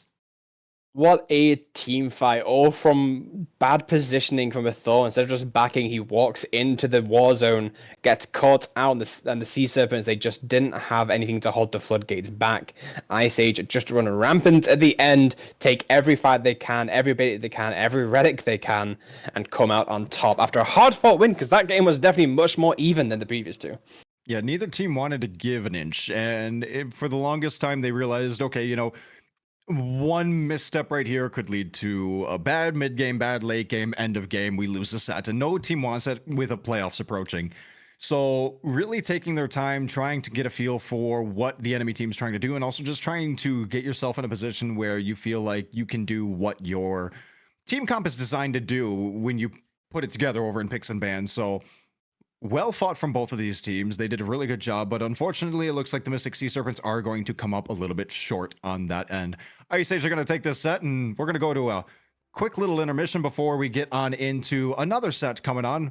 Going to reset the stream, and we have one more for you.